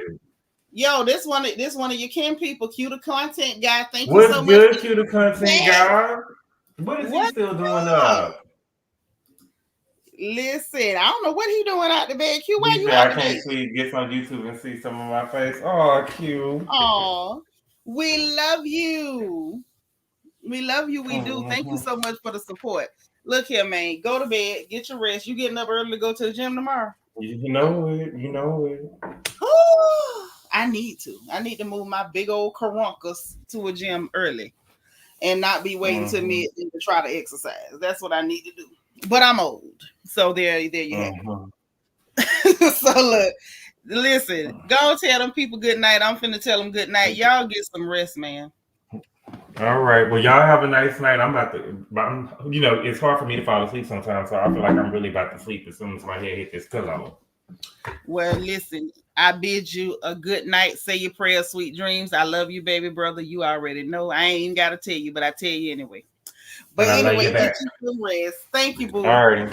You're welcome. All right. Night. Bye-bye. Good night. Bye. And to everyone else, y'all get y'all sleep too. So good night, sweet dreams. And all y'all Negroes, say y'all prayers. Okay, don't be going to sleep and trusting it's going to be all right. You might wake up dead. So say your prayers tonight, okay? So you know what I'm about to tell you. If you didn't hit the like button on the way in, make sure you hit that bad boy on the way out. Hit your notification bell. Make sure you click all so you will know every time we go live on this good channel. Subscribe if you haven't subscribed because we would love to have you here and we appreciate you. Wayne Jackson, he says, night, love. Thank you so much for the super chat. I appreciate all the support, all the love from all of y'all. Okay? So listen, like I was saying, subscribe if you haven't subscribed. We'd love to have you. Hit the join button beneath the video if you want to place your crown atop your head. Okay? Or hit the membership link in the description box. Also in the description box is the link for our Royal merchandise store. So you can get our classic black and gold print or the brand new design with the emerald crown. Go ahead and tear that Royal store up. We'd be glad to see you in there. Also, lest I forget, the link for our Amazon storefront is there so we can shop together. I'm going to refresh our storefront so we can all keep shopping for our homes. And also the link for my wish list if y'all want to send me some goodies. I try to keep it up to date. So listen, y'all, have a great night.